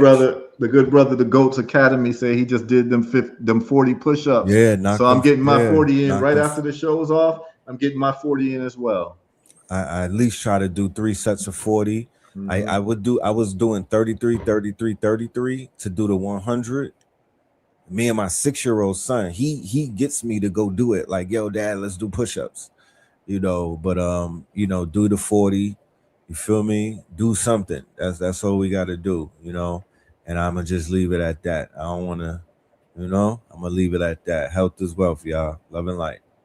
Yeah, y'all. And I am going to be doing my push-ups, and I'm going to be outside planting mango trees today. And I like to show off these mangoes, man. Again, someone asked me to hold up the mango. This is called a Lancetilla. So, just like when you deal with cannabis science, you have many different strains of cannabis. Well, when it comes to mangoes, there's like 1,000 different strains of mangoes, and this is a very large mango called the Lancetilla mango, and it literally is about 6 or 7 pounds. You see, I have two of them in my hand here. They're just as big as my head, and I'm going to have a Damn. great time eating them and planting mango trees today, man.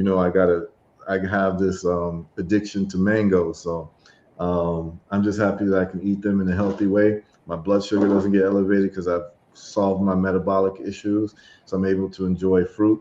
If you have not solved your metabolic issues, fruit is going to be a problem for you because fruit is sucrose, which is fructose plus glucose.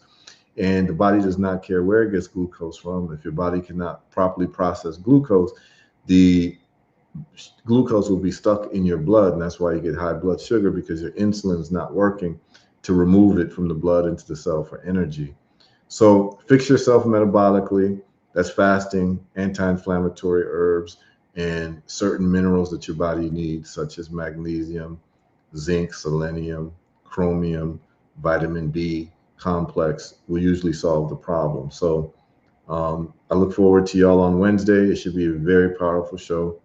And I hope that you all got value out of the information that was shared with you with Gary Brecka and Brother Sean today. I think that it was a definitely monumental show. So I'll be happy to see you all on. Yes, I do ship mangoes, but uh, not this season, because we had a cold front. It killed 50 of my mango trees. That's why I'm always planting mango trees. I'm replanting my trees. So enough respect to the farmers. Every time there's a weather event, it sets farmers back a year, 2, 3, 4 years. And this cold event set me back about 4 years with my mango orchard, with about 50% of my trees died because of this cold front that happened, which is like once in every 100 years. So I'm replanting trees, rebuilding, and really getting in contact with neighbors who have mangoes where their mango trees weren't affected. So I'm able to still, because I live in a tropical place where people grow food.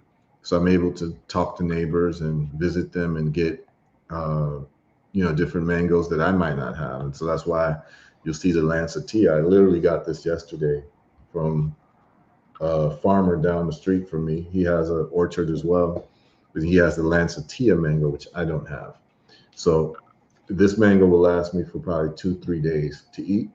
And I love it. Living in the tropics has its benefits, y'all. Look into it. I advise that all of us try to live in the tropics. Yeah, every year I sell mangoes. Just this year I didn't, Brittany. Next year I will be selling mangoes again. You just go to herbalresults.net. There'll be a link for mangoes. You just click that, and we ship it to you. 2-day shipment through FedEx, and you get your mangoes if you're in the continental United States. Okay. That's what we'll be doing. Herbal Results Fruit Orchard moving forward. We have papaya as well. We have avocados as well. We have plantain. We have banana. We have Barbados cherries. So we have a bunch of things, but we mainly have mangoes. We have over 50 different mango breeds and 120 mango trees on the property right now where I live. And we'll be shipping out next year, y'all. So stay tuned for that, all right? Bless up, y'all.